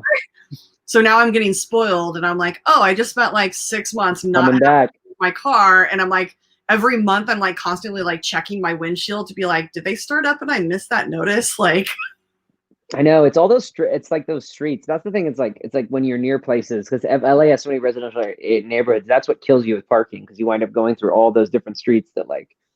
I remember there was like, oh, yeah, right, yes, yeah. Yes. And also all the construction and then even if you do find a parking spot, the worst is you finally find a spot. It's decently close to where you're going. Like you have ample room to get out, and then you look up and there's a tree blocking a sign that says permit parking only. And you just like get deflated and just want to set the entire neighborhood on fire, because like you were driving around for half an hour trying to do this. I remember there was literally a time where like I was at a friend's house and he was like, hey, some of our friends are gonna pick us up and we're gonna drive to this party that's like 6 blocks away. And we did it, and like it was 6 blocks away and it took like 25 minutes to find parking. I was like, we could have walked. As in we should have walked. Like we never should have taken this ride. We should have just walked. And he's like, he wanted to see a buddy or something. I was like, we could have met him there. Like this is if it's less than 20 blocks, you just walk. Like, exactly. Like there's no reason. Yeah. I definitely did some crazy long walks, and like sometimes it's just fine. Like especially if you break it up and like get a coffee or something. Yeah. Plus it's LA. Usually the weather is gorgeous. That's the thing. The weather's usually good. Yeah, I know. That's why whenever I'm in New York, I'll do that a lot, because it's just you just walk and you wind up walking for like 40 minutes or something. Well, and but in LA, nobody does that. Like doing a 45-minute walk in LA, people are like, you're a crazy person. It's not possible. Well, also like I feel like New York is designed to walk through. Oh yeah. Oh, LA is not super is designed, but you not. can do it. It's not as exciting. Like LA is like you're walking just down. There's nothing, but you can do it and get from like one big known location to another in 45 minutes just by walking. But yeah, no, it's definitely not like doesn't have the energy. You're not New York is so contained. You're connected to the energy of the city, and you feel the sort of energy propelling you. But like LA, yeah, it's just you're like there's nobody around. There's just cars and like walking by like storefronts and car dealerships. I miss New York. This is making me a little sad. But Ferris did throw in, guys, there's 5 minutes left. Just a heads up. Ferris did send in a donation, says, hi, Brendan. How are you, man? I hope today was a great day. And P.S. Rachel, you're awesome. You're awesome, Oh, Ferris. thank you, man. Yeah, it was a good day. It was a great day. Have you watched any new movies that you were surprised that you liked? By new, do you mean like just that I hadn't seen them before, or do you mean like came out this year? That I was surprised came out. Yeah, exactly. That I was surprised that I liked. That you were like surprised that you liked more than you thought you were going to. Like you were like, oh, I'll probably like this. Like this seems like fun, and then you're like, this was awesome. How have I not watched this beforehand? You know what I just had for some reason missed when they were in theaters were the John Wick movies. So I just watched the first two. Those were the first time, like never had seen them before. So yeah, I finally caught up on those, which is not out of lack of interest. It's just certain things for whatever reason. I had not seen the first one when it had come out, and so I just was behind the eight ball. So I finally watched the first two. I love those. So that kind of one, especially that whole scene with the Hall of Mirrors, and that was incredible. So that's just what I've watched this week that I was like, finally I caught up on those, and I was like, this is awesome. I've been watching some of the like Jack Ryan movies, like gone back and watched like Clear and Present Danger and Sum of All Fear and stuff like that. I saw that new Charlie Kaufman movie, which I really like. I'm thinking of Ending Things on Netflix, which is a wild film. His stuff, so it's really cool. Yeah, I like a lot of his stuff actually. I mean, all his stuff's very unique, and I did like that a lot. I think that's mainly what I watched this week. Sabrina came over the day that it was released, and she was like, Rachel, you have to watch this movie. And I'm like, fine, I'll watch it. No, it was cool. It was cool. I was not avoiding it, but it literally came out 12 hours ago. Like, I woke up 2 hours ago. I'll watch it. I think that there's been like, it's been silver lining for the pandemic. It's allowed me a lot of time to like go back and revisit movies that I thought were favorites. And I've done a lot of rewatching too, actually. Yeah. Upon watching them, I've been kind of like taken aback and been like, oh, that's a different message than I thought it was, or oh, that doesn't mean the same thing to me. So it's just that's been a fun trip of being like, oh, I really loved this growing up, and it's kind of problematic now. Like, that happens. Yeah, that happens even on a smaller scale too, where like you rewatch things and you're like, oh, this just isn't as good. Like, I mean, this movie just isn't as good as I remembered, or but what's fun when things are better than you remember too. Like I've had that happen a lot too, where you go back and revisit something and you're just like, oh my gosh, like what was I thinking when I thought this was just good when I was 16 or something? Although I do go back every few years and watch the worst movie I've ever seen in my life, just to see if it's still as bad as I remember it being, and that is My Boyfriend's Back. I don't know that movie. My Boyfriend's Back. It terrified me as a child. I remember this very vividly. My mom had taken me and my sisters to go like get our hair cut, and somebody from like the local radio station came in and was like, hey, we have these passes to the screening tonight. Like one ticket gets you 2 people. And so my mom blindly took like 4 of them and took me, my older sister, and like we each got to bring a friend, and we watched this, and it's a story about a boy who tries to impress this girl into thinking he's a hero by faking a robbery at the convenience store that he works at while she's there so that she can think that he's like this big stud. Turns out it's an actual robbery. He gets shot and killed. And then comes back as a zombie she finally gives him the time of day and then gets turned on by the fact that his body parts are falling off. It's a weird fucking movie, but like that was just describing that was a pretty wild ride. Just listening to that. But, like the casting is amazing. It's got like Philip Seymour Hoffman and whoa. Fox and I gotta look it up. I have to look it up. I'd never heard of it. And God, who else? Oh, Cloris Leachman, my personal hero. Yeah. You watch this movie and you're like, why is that person in this movie? Like, oh my God, it's so bad. So much fun. Like now I'm like, okay, this is really fun. But like I remember just being terrified. Like literally, like he's making out with the girl and like she nibbles on his ear and his ear falls off. And I was like 8 or 9, and I was just like, Mom, I don't like this movie. Like it's scared the crap out of me. That was funny. Watch that movie or know that. All right, guys. Last call for Schmoedown because we've been on this for a while, and I know that he's got a few things to do to go to bed, and I have to pee like a pregnant racehorse at this point. I have to use the restroom too, actually. Yeah, I was sitting here. I was literally sitting here like twitching and being like, "Is it bad form to ask him to hold the show down for a few minutes while I pee?" Because that's the kind of show this is. But no questions, so I'm gonna end this with a question that I love to end my shows with. One of my favorite movies of all time is Almost Famous, and I find the last question that William gets to ask Russell to be a very wonderful and telling and personal answer for a lot of people. And that question is, do you have to be happy to write a love song? Do you have to be sad to write a sad song? What is it that you love about music? I think what I love about music is that similar to movies, it's an art form that can mean so many different things. You know, it's a rap song is the same as a piece of symphony, as a blues number, as heavy metal. Music is everything, and in that way, it sort of captures. Music is able to capture the diversity of people and diversity of life and the diversity of the way different people are. And I think that's kind of what blows me away about music. Talking about the way I like different movies, I'll listen to so many different types of music, and I think that's what's cool, is that you can kind of you almost have the human experience in your hand in that way, that you go from something like opera to AC/DC to Eminem. I think that's what I love about music, that because it's so broad, it captures life in that way. That art form can be so many different things. Every time I ask a question, I get a very different answer. It's beautiful. I love that. Thank you so much for coming on. I had a blast. I miss you. So no, thanks. It's nice even just to be able to hang out and chat and catch up. I know.